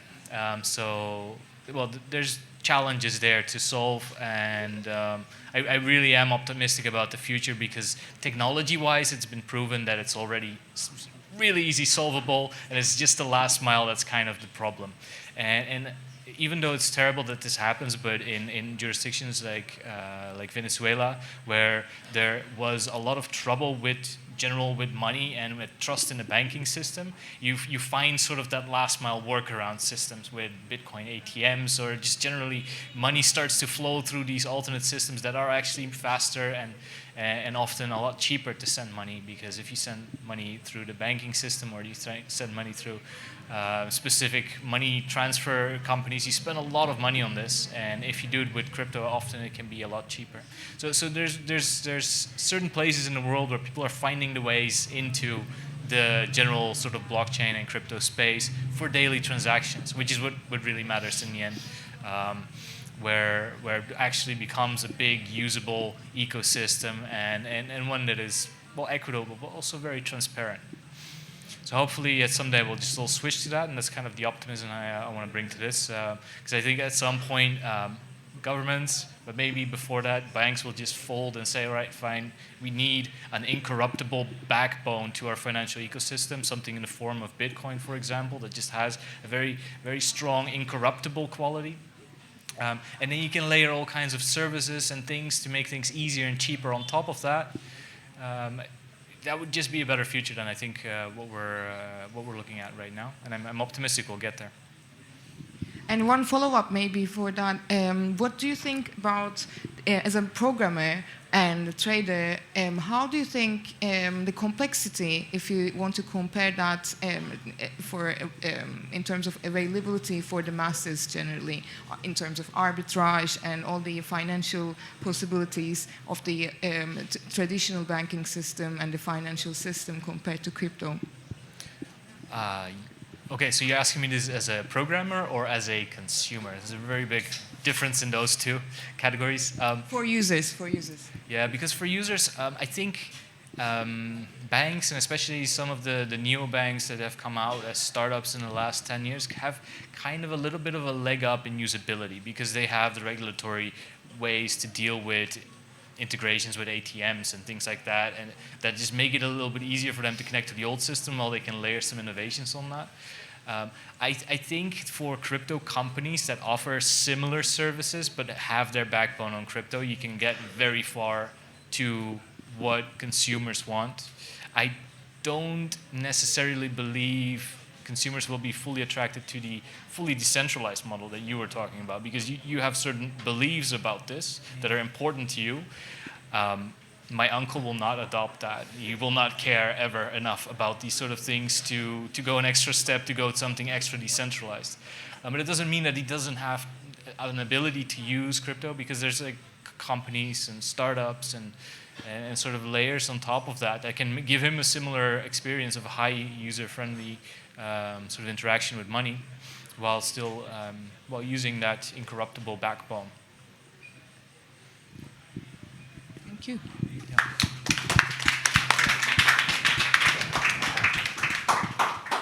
So as a conclusion, I'm going to have short answers from everyone, starting with Mega. And then we're going to have questions, and not questions, but let's say contributions from our guests here, who are here for the Crypto Week Bali. And I think that can be mainly answering any of these questions or points that has made here, also introducing yourself.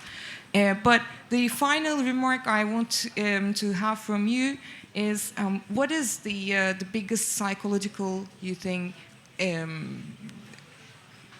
trait that keeps the mass adoption? Why people think that it's actually hard to get involved with crypto? What's the kind of myth that you think that it's really important and right there that keeps people not to be in crypto? I would say it's just the fear of the unknown, as have mentioned before, I think, because it's, honestly, for me, before I had the tech background, it's very hard concept to grasp, It's like this mystery, magic, internet money. it's a very simple way to describe it, but like, okay, blockchain, what the hell is a blockchain? So yeah, I think the biggest hurdle is the education part at the moment, which, you know, I'm sure that Republik Rupiah and Women in Blockchain Asia, S21, everyone is trying to solve that. But yeah, it will take time, definitely. Not gonna be like 2-3 years, but will be some time for mass adoption. Thank you. Thank you. Bartol, quickly. So we're just doing that question? Yeah. Just the obstacle, okay. Yeah, so I think 100% just usability. Yeah, just bringing in a bunch of different services into one place that are like a bank for people, that it's so easy for them that they can't tell the difference. And it's going to be, yeah, so that's going to be, I think, a hard challenge, but once that's solved, people will just flow in because there's no friction. The $1 million opportunity. It's got to be more than. It's got to be about more than just the number go up economy. So there has to be more ways that it affects our lives than just price speculation, people trying to make money on it. Because let's be real, that's what it's mostly about at the moment. So once the technology is used, and I don't know how that's done, whoever figures it out, you're going to be a gazillionaire. But once the technology is used in a way that affects everyone's lives on a daily basis, that's not just about price speculation, then we'll have mass adoption.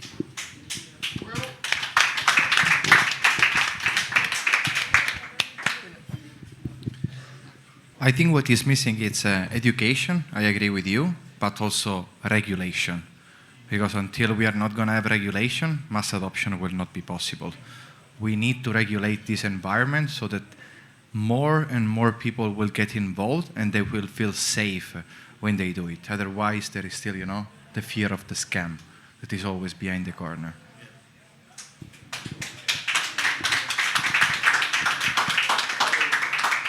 I personally think community and this community support stands for regulations, kind of self-regulating thing for the crypto. So also until there, we can also help each other for that, right? What do you think, Ghazian? I love the words, playing the words blockchain. So people think blockchain will free us. It's like internet. Internet, when it came, they think it's like gonna be freedom. Again, I'm coming back to the tool. So blockchain is gonna block and chain you. But if you are stable enough and learn about yourself, how can it be? You know, like there's a quote that I love. If money is not coming into your head, it's become money. Money has to come into your pocket. If you come into your head, it becomes trouble. It's not becoming money anymore. Exactly same thing with blockchain. So education, definitely big part. Usability, all the stuff that you're saying, 100% agree. So yeah, free yourself, free your mind, your soul, learn about yourself. And then blockchain is just only a tool that you are the one that control the blockchain. It's not gonna blockchain that block and change you. That's a nice one, actually. Yeah. So for me is when I started my entrepreneur journey and a startup, one of my mentors said this to me, okay, when you pitch to a teenager. When you sell and explain to your grandmother. So I'm going to add here, what is it? Is essentially what you said, the ease of usability of it. So who is the person, when you want to make it easy, accessible, bring it to a person who has no education. Bring it to a person who just know how to flick up, flick down, swipe left, and swipe right. And then watch their face through a few clicks, and then see their face. They go, "Oh wow, I gained this," you know. Yes, that's what it means. When you do that and you're able to deliver that, mass adoption worker.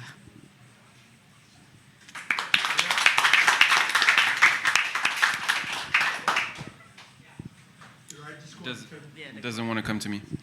I love the Bali vibes, man. It really makes me wish that I could grow dreadlocks as beautiful as yours, but I agree with everything. Donate? Oh, please. I agree with everything that's been said, so I won't repeat myself. Repeat anything. The industry still has kind of a bad rep, bad image. Bitcoin is dirty. It's used for money laundering and weapon trafficking, and it's used by only illegal activities. And even sometimes when you go to conferences, now I feel like it's getting better, but you go to conferences and you got the cars outside, and sometimes people are half naked, and you're like, oh, really? Like, do we have to give this vibe and build this environment for ourselves?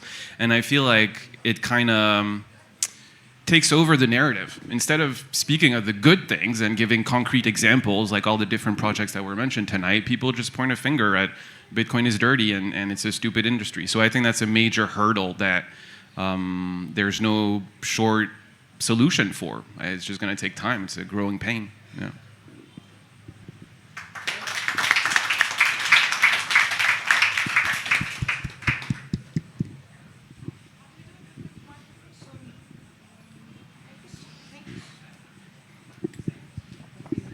Thank you so much, all the panelists. Amazing contribution, amazingly exciting topic actually for me, like what I really care about. So I'm so happy to have that chance. Thank you, Robert. I want to give the microphone to Kumar Dev Chatterjee, our special guest for the Crypto Week Bali.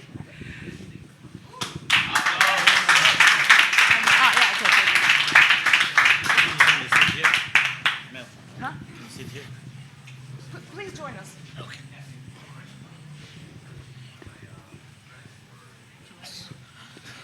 Hello, everybody. Hello again for those who I met on Friday.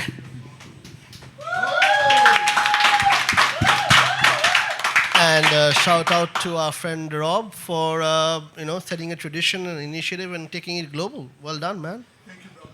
Thank you very much.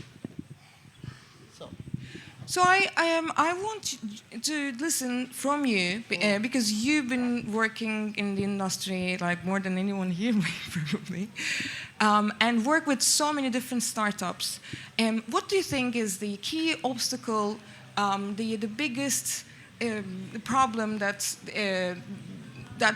lies in front of the mass adoption, and also how do you, as a crypto professional, how do you tackle these problems in terms of maximizing the value that products generating? Yeah, well, thank you, first of all, Melissa, for coordinating this fantastic panel. Obviously, a lot of professionals here and people who've been in the game, and you've done a fabulous job of coordinating that and bringing this whole Crypto Bali week together. So it's great to be here. Now, in terms of the question, I think mass adoption, this is a sort of the perennial question, I think, when it comes to anything that has to do with digital assets or any kind of digital platform, right? So we had that 20, 30 years ago with Web 1.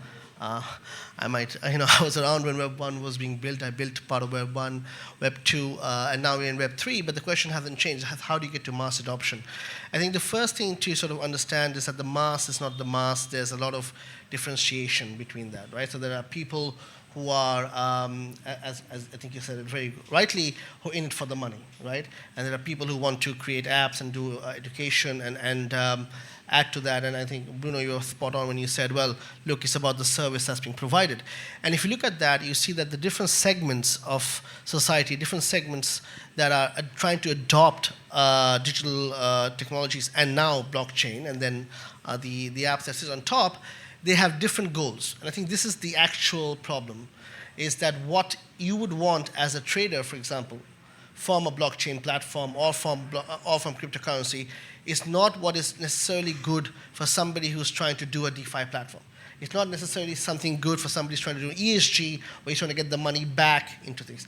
I think so this is the first sort of issues, that the standards today are not really set, and everyone's trying to set their own standards. Cardano is a standard, it is its own standard or set of standards, and at each level of the chain, you have different standards being set with different objectives.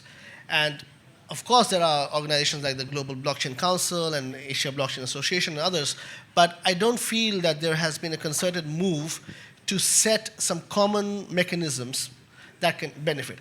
And this is why blockchain is finding it hard or not just blockchain, cryptocurrency on the whole is finding it hard to challenge banks because banks follow a standard around the world. Doesn't matter where you are or what you're doing, there is a very standardized, mechanized protocol. That's why you get your money within a day or 3 days with the same amount being deducted because they follow a set of standards. And that's why they can track you and all the rest of that, right? So the industry needs to mature enough to say, look, we no longer have to prove ourselves. That's gone. That was 2017 and below and before. We've gone through that. Now it's about how do we get mature enough to allow for different segments and different services to flourish. So that I think is the main issue there. Then in terms of what needs to happen, I think Bruno, again, you hit the nail on the head. There is that regulation, unfortunately, for a lot of the audience, and of course here, and of course we all believe in deregulation and this being decentralized, but the reality is that regulation is coming, guys, and it's coming pretty fast. Yes. Okay, there's a lot of things that are going on. I'm involved in some of them. Governments around the world are very much involved in trying to get regulation to the table.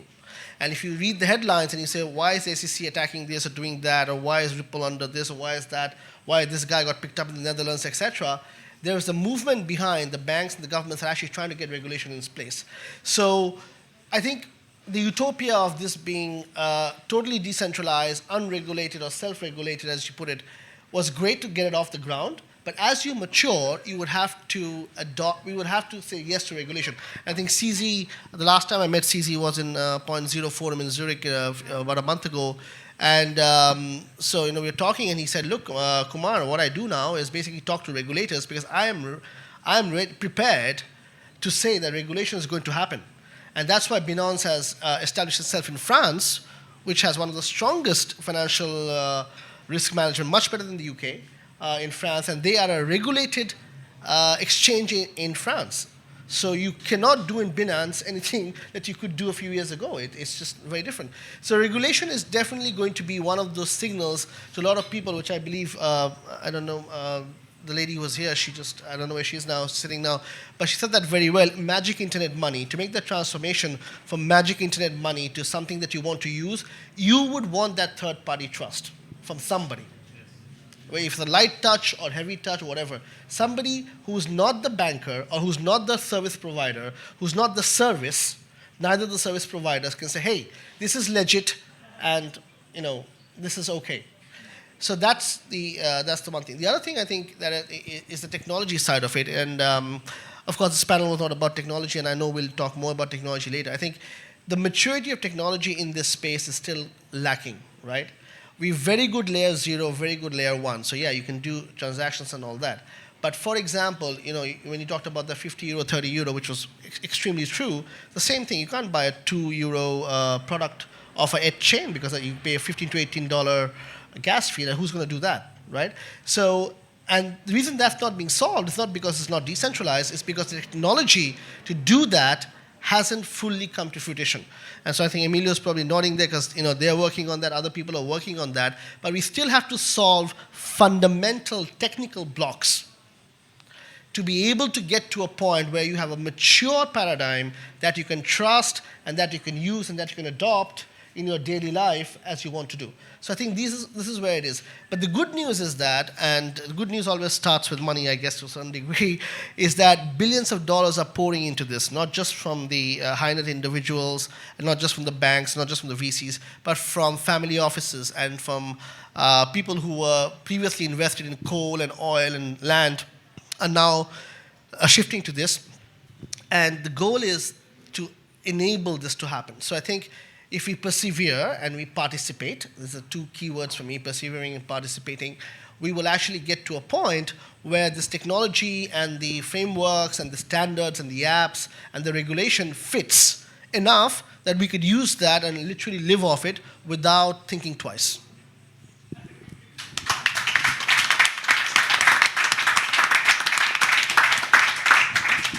And maybe briefly, we can hear from you. What do you think is the most valuable blockchain or concept or product that can help the social impact, that can maximize the social impact and the social and economic transformation? Yeah. So here I have to be a little careful not to make a choice or to pick one over the other. But I think effectively some of the larger DeFi platforms that are based on a layer 2 and a layer 3 are actually moving there and moving there quite fast. The issue with ESG is the same, in this space, is the same as it was in Web 2. How many people remember Kiva? Kiva was also based on helping farmers in Indonesia, Philippines, Malaysia, and it was meant to help small projects, and you would donate $10, and then thousands of people would donate $10, and that would then convert, and somebody would get a loan, a micro loan, and take off and do that. And it didn't work out very great after a certain point.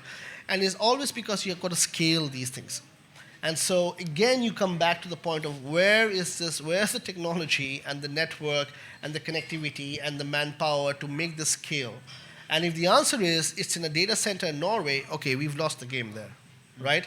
So this has to be done in a decentralized way, which means there needs to be servers everywhere, experts everywhere. The technology has to work in minimal connectivity as well as on 6G, and we haven't got there yet, right? So I think the DeFi platforms are making the right moves. Again, I don't want to pick winners and losers, but personally for me, I think ESG will be one of the biggest application areas for blockchain-based technologies after we've gone past the whole currency and commodity usage, because that is really part where anyone, if they can have access to this, can literally get connected to an infrastructure that does the rest, right? You just provide your product or your service or your value in a way that makes sense, and somebody else will tokenize it, somebody will exchange that token, somebody will pay for it, somebody will reevaluate it, and you will gain the benefits of that. Thank you so much. And now I'm going to give my chair to another Melissa, and maybe you to another guest here tonight to listen to their point of view. Mind you step Bruno. Yeah, cool. All right, so just on the way in and the way out. I'm going to ask from here.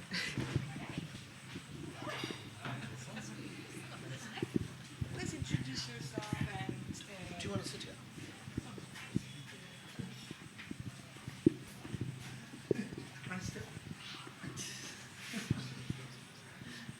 Well, hello, and who's sitting here?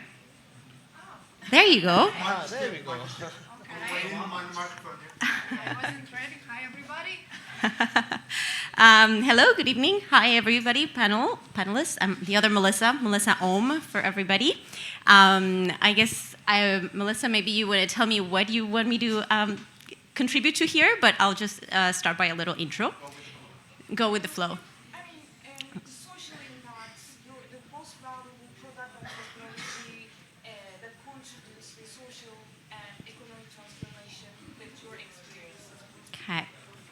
Okay, so I'll touch on a couple of things related to that. I have a project, so I'm Melissa Ohm. I used to have a project that was focused on charitable aspects of bringing money from crypto into charitable options or issues, trying to bridge with the real world problems, and this was about a year and a half ago.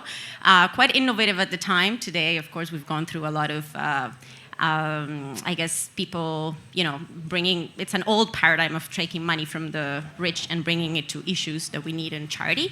But it was at the beginning a real attempt to try and recreate some sort of grassroots efforts of community building and bringing wealth from one place and trying to help. We experienced a lot of, at the beginning of the project was called Hope, a lot of excitement in the space, and I guess very quickly I'll just share that at the time, the idea of all of these people from different countries being able to come together and contribute to a cause that united us all was extremely powerful. And to this day, I wanted to say actually for the panel here, and being a Bali resident and having been part of the crypto community, that it's extremely inspiring to hear everybody talking about impact. Because today, after all of this, we're coming together as a community, but to have a panel where everybody's actually kind of wanting to contribute somehow to something larger than just as you said, the money-making part of it is extremely inspiring, and I hope that it continues to be a Bali crypto week or a Silicon Valley theme for all of us, to have more people that are really interested in impact. So personally, with my experience with my project, which faced a really heavy regulatory issue in Canada because it was considered a security, which you might be very aware of, and the project was actually brought down by the Quebec government because it was we didn't have the correct licenses to operate this, and we were fully doxxed, which was a very beautiful initiative on all of us, on our part, trying to be transparent and contributed to this idea of legitimacy, dealing with really important international organizations that do humanitarian work everywhere in the world, and to see, of course, a regulatory framework shut our project down because of the inability, for some kind of bureaucratic details was an extreme blow. We contributed hundreds of thousands of dollars, really in a very legitimate and transparent way, to a lot of interesting causes. And that has always made me a bit of an activist in terms of looking forward or looking into projects or frameworks that can help bring, the kind of the grassroots organizations and that we have in the real world into blockchain. Today I work for Upfire, which is a file sharing application, which is a different way to bring impact for people to fully decentralize, in a fully decentralized way, share information at a time when censorship has been so important in the last couple of years with everything that's been happening in the world. Impact also from an information sharing place, from peer-to-peer, being able to decentralize how we manage information is extremely up my alley as well. So just happy to hear everybody here having some sort of interest in bringing things to a place where they can be more applicable to the real world. So hope I've done the job, and and go Crypto Week Bali and everybody here. It's awesome to see so many wonderful people together. And Natasha, right? There you go.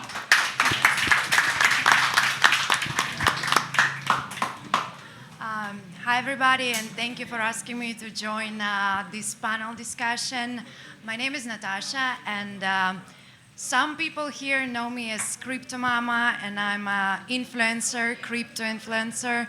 I'm educator. I'm founder of an online school. I do it in Russian language because originally I'm Russian, was born in Russia. And honestly, a lot of really great and truly right things were said by you today about mass adoption, about technology, obviously, about smart contracts. I love them too. And I know that we discussed today mostly the technology, but I think that fair enough will be also to speak about crypto market from the point of individual investor, because I have a community of around 70,000 people. All of them mostly are individual investors. And I'm sorry to say, the market goes down for 6 months in a row. And I think people also missing today in these difficult times, and not only individual investors, like, come on, projects, how easy is it today to collect money from ventures? Not so easy as it is in the middle of the bull run, right? Emilio from ICP, you are not like this. I know that you're giving grants. Emilio! Yay!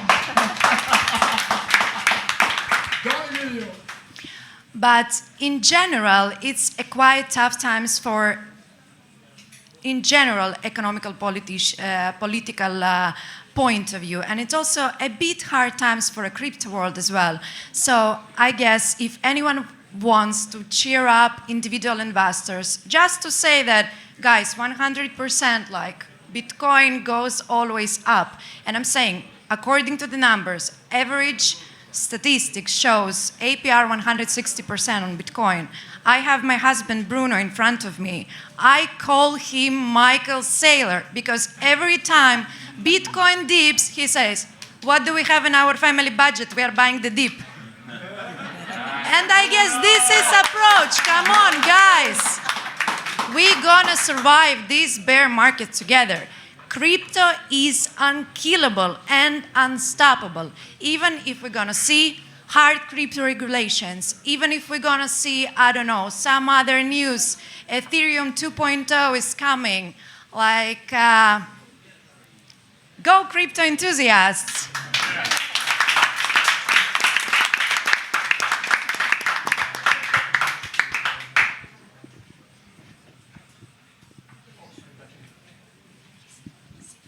Thank you so much, each one of you, for contribution. We're gonna host. Yeah, sure. No. I think you better present it. Okay. Cool. Hi, everybody. So, firstly, round of applause for yourselves, everyone. Right. So, you are all, come this way, you are all part of SpeakuP Monday history. This is the largest crowd that we've had at a SpeakuP Monday this side of COVID. That's amazing. So we've got over 100 people here. Thank you. Round of applause. And the reason why we set up this platform was for this reason, to provide an opportunity for people to share projects that inspire, unite, and uplift humanity. That's why we're here. And Bali supports that. So I just want to quickly introduce, and I'm going to ask him to be short because this man can talk, mamma mia, right? But let's get back to the heart and soul of Bali, the spiritual essence of Bali. This next project, which again, I just put him straight in the spot. His name is Haidai. If you haven't heard of him before, you'll remember him afterwards, okay? I'm going to get you to grab a seat and try the very best to keep this brief, because there's so much information that you bring. I just want you just to say briefly what the project is and what it is that you require from the people here. Those two things only. Okay, my brother? Yeah. Okay. Okay. Om Swastiastu. Okay, I just want to quickly say I want to thank you, the panelists here, for sharing so much vital information for the research that we're doing. I came from the original JavaSoft team in the early 90s, so I know you guys are going. I sat in a panel. I came out of the original JavaSoft team, and we dealt with the same thing, you know, back in the early 90s with the internet. So I know what you're going through, and you guys are saying a lot of stuff that remind me of the same problem. But fast forward to 2022, and I've spent the last let's say 15, 20 years in Hawaii and Bali doing sustainability and regenerative development. And same thing, we're trying to just take the technology and equalize, a lot of the rural area here in Asia. I work with CMEO, which is Southeast Asia Minister of Education, so we're dealing with all the 11 countries here in Asia, and we all have the same problem. And even at the lower level, I mean, the mobile phone really shift the game changer for all of us now that we're all on mobile devices.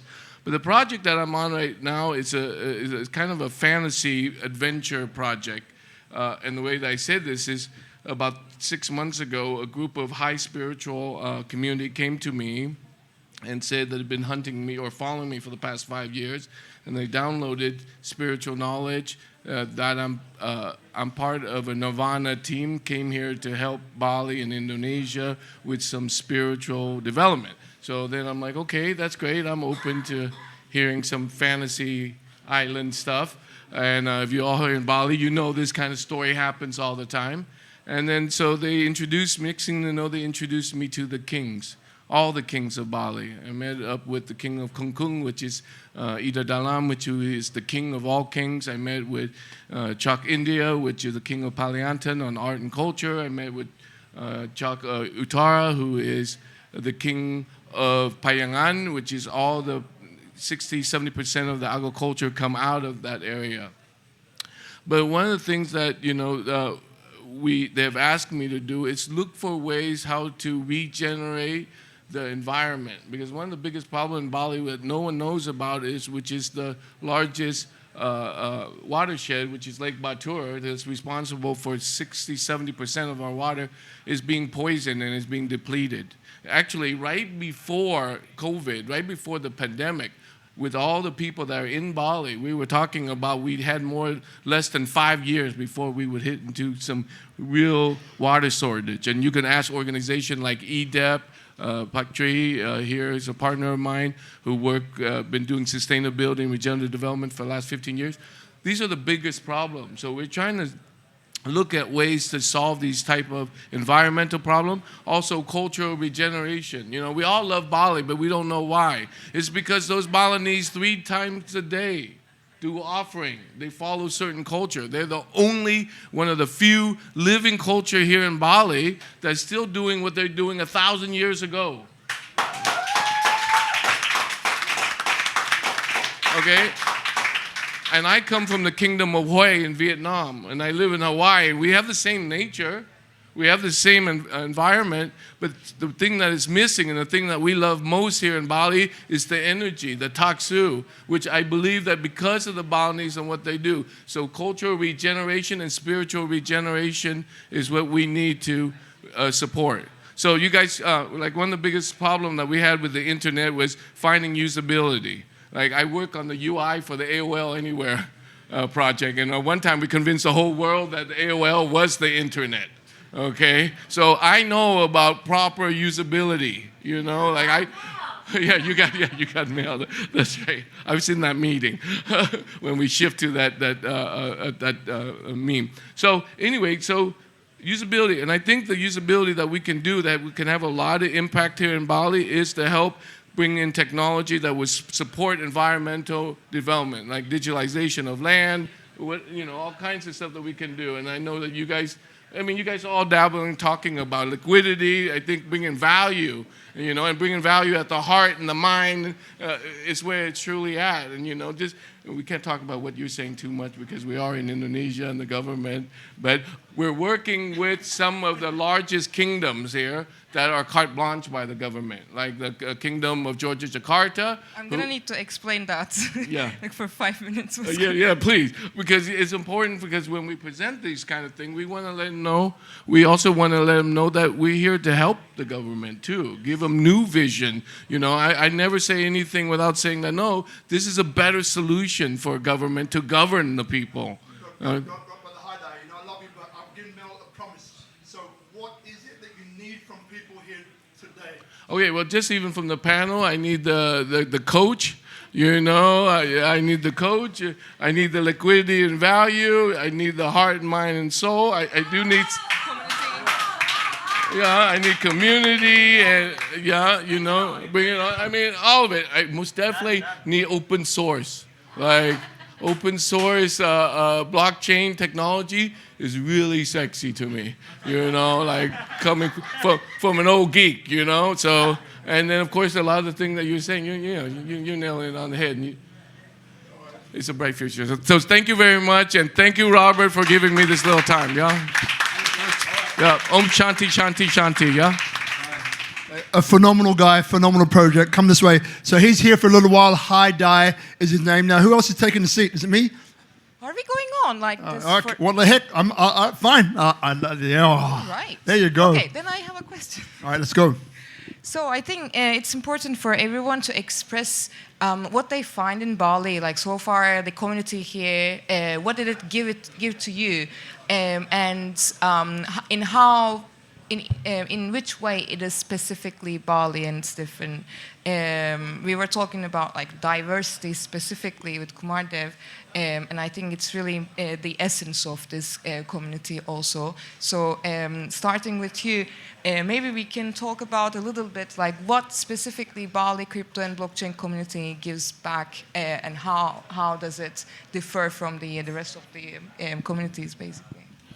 Sure. I mean, for me, when you invite I expect impression, obviously. Yeah. Hello.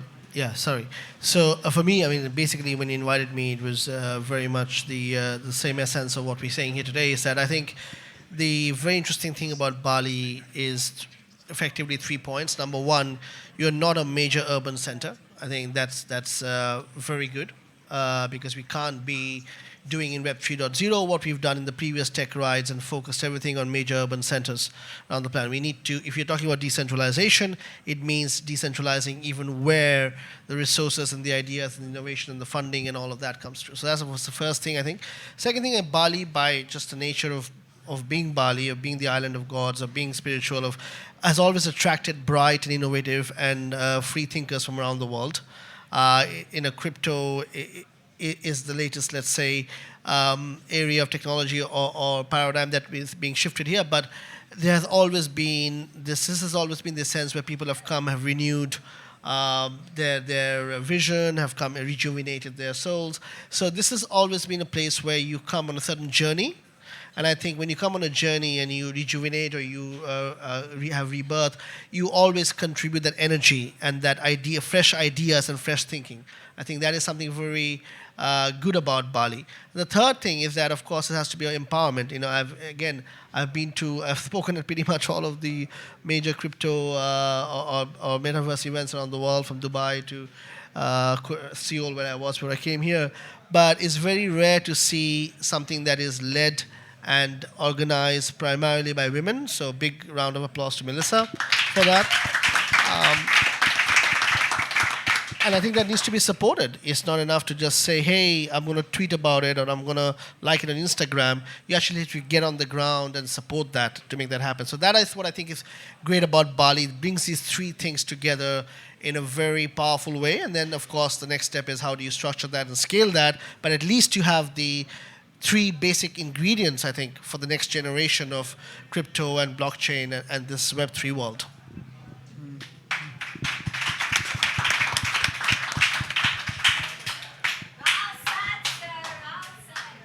Okay. Right. So just to repeat the questions about Bali. Yes, I think you are. You've been there since the beginning of S21. You know how it evolved into a community, basically, which was not the intention. We didn't start with like, okay, let's set up a community, which is never the intention, obviously.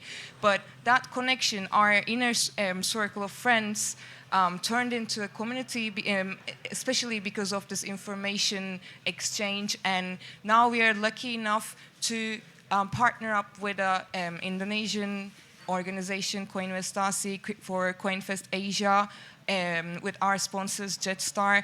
It's now we are merging more with the local communities, and I think like it's going to be like the results is going to be amazing of this merge with this diversity. But you have a specific opinion, I think, because you had that experience to be from the day one, let's say, to the second year of the community.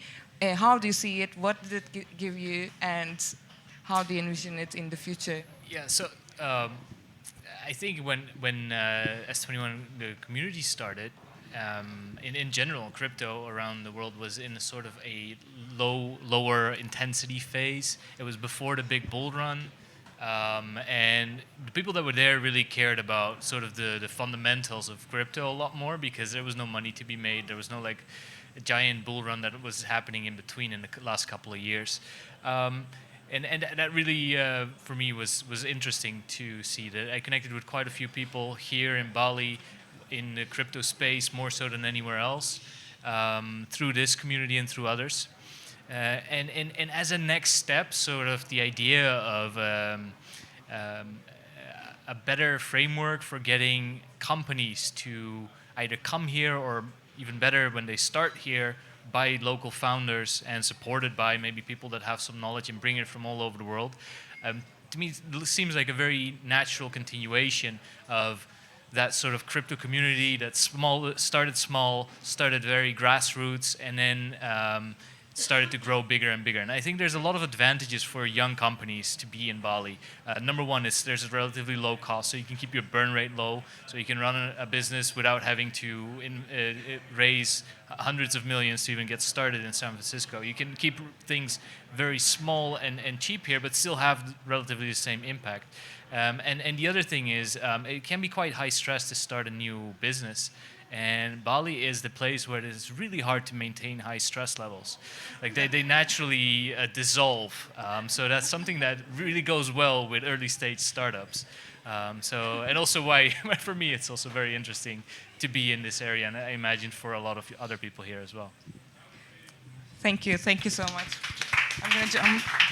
I'm gonna jump here because actually, like, you're a guest for this week here, and Florian, we just met. It's been a couple of weeks, so I want to understand your opinion and your impressions, like how this whole thing is happening, and what do you hope to get from it? What do you think it can give to people? How do you see it? Okay. I have to say I'm deeply humbled. This is my first visit to Indonesia, okay? All right. This is what I saw, okay? A little bit background about myself. I'm Malaysian, but I spent all my life, a great amount of my time in very developed countries like UK, US, and Australia.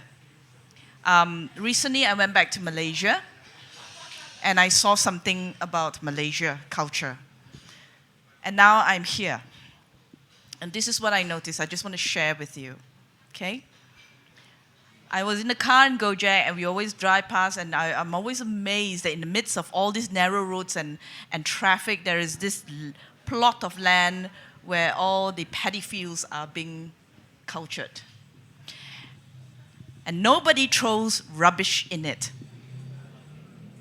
Okay? Nobody throws rubbish. It's almost like an understanding that a deep understanding, a deep respect to what the paddy field is going to provide, the source of food, you know, so you do not disrespect that cycle.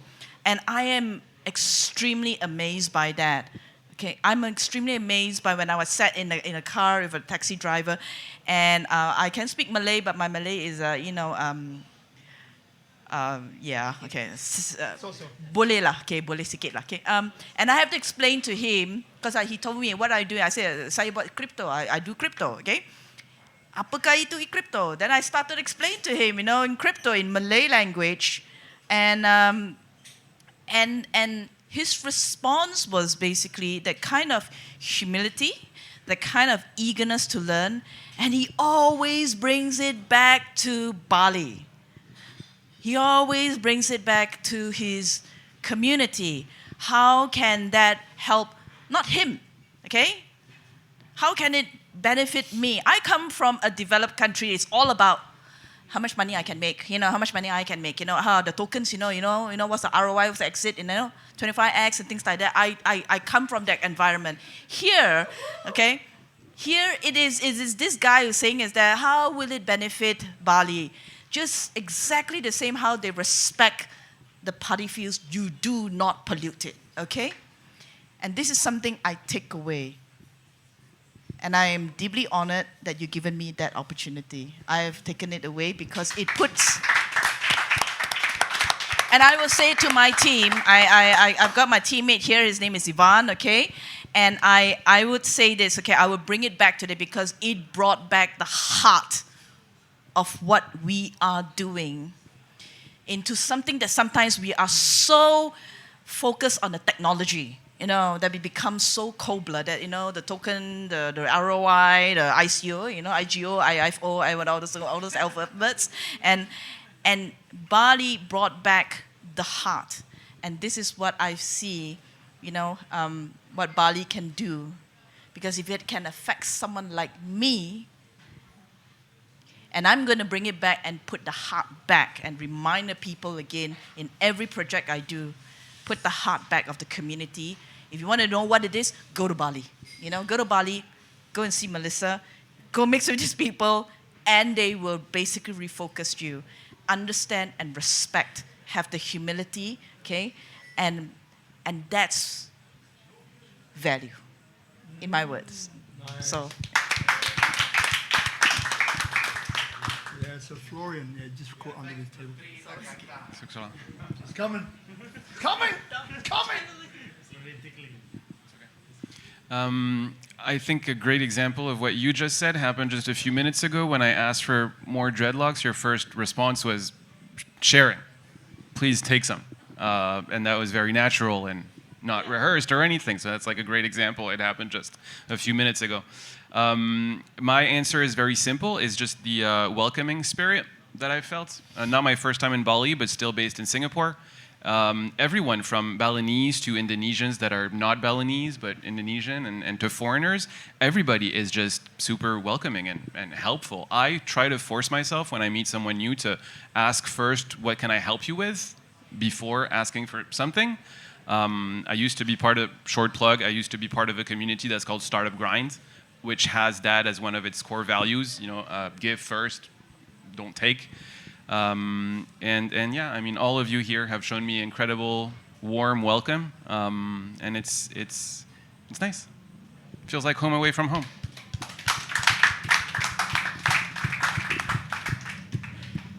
Oh, sorry. I'm speechless. Thank you. I think if I just can share my observation being abroad, like, you know, like left my roots and then coming back here and actually being forced to stay here because I wanted to go back. It's one of the things that I realized, you know, you know it better, you know, in Western culture, if I see, you can imagine it like a tree, right? In Western culture and also in our school system is actually now built because of Western culture being colonized and stuff, is you can imagine tree. Western culture is more, how can I grow faster, more like more fruits, you know, more money, more status, more, you know, rich. But what is missing is the root. You know, imagine right now, so that's why they are collapsing right now, right? So big wind coming, boom, collapsing. They didn't know who they are anymore because they've been identifying themselves, what I have, what I do. That's why when I was asking them, who are you? And like, I'm this, you know, lecturer, I'm this, you know, I have business and stuff, but who are you? You know? So, and the other part is in the Eastern culture, but that's what I like in Bali and this beautiful community. Indonesian people are very rooted, which I realized, and that made me, you know, when I was there, the deep culture that we have is like being rooted, polite, give everything and stuff, but we are afraid to grow. We are afraid to be big. You know, you can already tell, like, people in Bali, like, they cannot say yes to themselves, and they say yes to everybody, you know. They can say no to, you know, there is lack of self-esteem, lack of self, you know, because they are driven to community. We are built by community. Where in Western cultures, me, individualism. That's why people love to be here, because there's no sense of community there, right? So I see here in Bali, like the most beautiful part is basically blockchain or crypto people community that is bringing this bridge, rooted, traditional, ancient wisdom, heart, soul, and then being able to grow and connect this together with beautiful tree that can sustain and feeds many children that we can feed. That's what I can take. Thank you. I'm stuck. Yeah, just to be really quick, I think the main thing that I've noticed is that Bali wants us here, and not just in like a spiritual sense, but in a literal sense. So the Denpasar government has committed to trying to make blockchain the second biggest industry in Bali after tourism inside the next 5 years. And so they to plug our platform, they approached us to build out the education platform to do this, and so we signed an MOU with the Denpasar government, and we'll be in all 13 universities based in Denpasar teaching blockchain for the next 5 years. My brother. So it's coming. Silicon Valley is literally, it's a thing. Yeah, it's a thing. But that's the biggest part about like Silicon Valley. Silicon Valley is that's the beautiful part in Silicon Valley, which is Bali as a hearted island of God. The first Pancasila, which is, you know, in belief in God, you know, where it brings this Silicon Valley, which are like techie, you know, profit-driven, you know, which is that what built the world. Now Silicon Valley is driven from the soul, the heart, and, you know, the Balinese, which is amazing. You know, and that's a perfect segue. Now I'm getting a few goose pimples. Thank you, my brother. But that's what it's about, right? So you mentioned Silicon Valley. You know, as by the way, we're drawing this to a close. I'm going to say a few words, Melissa, and then Bruno will come back up here because Bruno and Melissa inspired all of this with help. Don Emilio and a bunch of others here, right? So Bruno, you should be up here to finish us off. But before we get there, I just want to say, you know, like we're all here, right? And what I love to do is to work on projects which unite, that inspire, that uplift humanity and knowledge share. So when earlier on I said, thank you to everybody, it was because when I look outside, I see Bhinneka Tunggal Ika, which is unity and diversity, the motto of Indonesia. I see that. Indonesians, I see English, I see Italian, I see French, I see Spanish, I see Malaysian, right? There you go. I see Singapore, I see all sorts of English. I see all sorts of people coming together, bald head, no hair, beautiful hair, wonderful hair, hair which I would want one day, right? We see all of these beautiful things, right? But we're all working together and knowledge sharing, and that's what Bali and Indonesia supports at its foundation. With the DNA of Pancasila, with the DNA of Trihita Karana, with the DNA of Takwamasi, right? If you don't know these words, check them out, right? So that's what I love to do. So that's why I'm here, and that's the whole point why SpeakuP Monday is basically here. It started off as a way to create inspiration on a day where people go the opposite way. I lost 3 friends suicide. That's how it all started, by the way. Who no one ever saw it coming, and they all commit suicide. So it started off from that place of inspiration. On a day where people are going this way, we drop a positive stone, a ripple that impacts the whole in a powerful, positive way. That's where it started, right? So like we're on this journey together. I'm so happy to be here. I mean, look, next week, Cheryl Morella is another one, right? Who is, she's Indonesian, beautiful, powerful, amazing. She's a managing editor of Tatler Indonesia, which is a huge global publication. She has an amazing story, right? So again, like that's what this is about. So make sure that you either join the platform, SpeakuP Monday, go there, Instagram, Facebook, YouTube, all of that stuff, and follow. Make sure you follow S21. All of the guys up here, they should plug themselves, right? You should follow all of them. Don't forget that you are one person away from what is your next step. The one reason why Haidai, who's around here somewhere, he said earlier on, should I come? There he is. And I said, yes, you should come. What is it that you are looking for? How can you be contributed to? I said, keep it brief, because this man can talk. I said, keep it brief, right? And he came with a mission. So all of you connect with each other, because I guarantee you that there's someone here who holds the next step of your evolution in their hands. But you've got to reach out to them. Tropical Nomad, Ichi, Bella is not here anymore, but the spirit of Bella lives on. Guzman, Sister Ayu, and all the team open 24 hours. They're my technical partner. Ichi is my best friend. Like, these guys are amazing, right? But it's about how do we all bring the network together, a trusted network, to work together to facilitate projects like Silicon Bali that uplift the whole, not just one, and they knowledge share. So I'm just very happy to be part of this process, and love you all very much for coming tonight. It's been an amazing episode. Oh my God! Record numbers! This side of COVID. I love it. Notice I'm taking the microphone away, otherwise it would distort. So I love you. Bruno, get your ass back up here. Come on, Bruno, get up here. All right. Thank you, my brother. You're good? Yeah. Woo. So you got Bruno and Mel to finish, and then we can all step back and have a beer. We finish. Bruno, Long one, huh? Bruno, and then last words for Bruno, last words from you. Okay. Yeah. Community in Bali, what defines here and this whole effort? Or any parting words, however you want to do it. Yeah. So guys, Bali is an amazing place on earth. It's so powerful, it's so energetic. 6 months ago, I had no idea that I was gonna end up here in Bali. It was completely unplanned. Like before, I was traveling all over the world, and my wife, she was following me wherever I was going. When I quit my job, I said, you choose this time. Wherever you wanna go, we go. And she chose Bali. And honestly, before to come, I was like, are we sure that we want to go to Bali? I don't know. They eat a lot of cilantro there. I'm allergic, so I was like, I don't know. Coriander, cilantro. So, I was like, I don't know. And now I'm so grateful that we came here. This island, it's so powerful. It's so energetic. The people that are here, everybody that I met.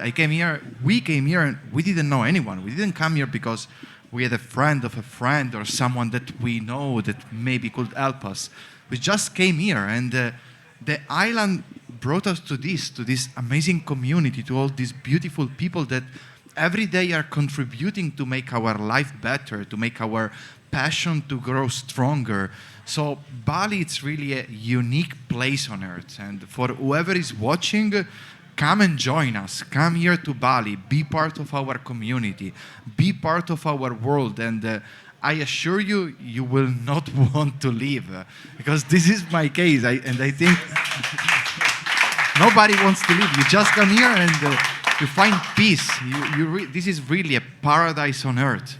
So thank you, Bali. And Silicon Valley is going to become something. Don't worry. We're going to have big news for you guys. Melissa, last words. And take us out. No pressure. Yeah, I mean, there are some things I cannot mention because it's so emotional. But just because we lost a friend recently in a traffic accident, driving without helmet, let's say. And it was, when I learned about it, it was here. We were in a meeting of Crypto Week Bali, and I watched, while going through this pain, I watched like how each and every single people contributing to it, becoming a family almost. And when I first came here, I didn't know anyone. I got stuck here. It was cold and lonely, as I said. And now it's my home, far from home, and I'm so happy about it. And that's also why maybe one thing I want to say about this, like Bali and community, I think it's about the timing and what we've been trying to do with S221. Not giving so that you can take, but knowing that giving is taking too, because by just giving, you contribute to yourself too. You are not giving something that you're gonna lack, that you're gonna lose.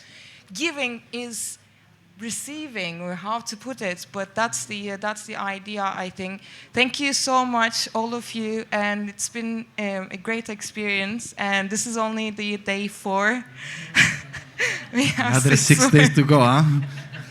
We called it a Crypto Week, but just because we are so generous, we gave more, so it's 10 days. It's never gonna end. We're gonna find ourselves the 31st of December still doing the Crypto Week. Crypto Year Bali. Crypto Year Bali. Thank you so much. Thank you, everyone. Amazing.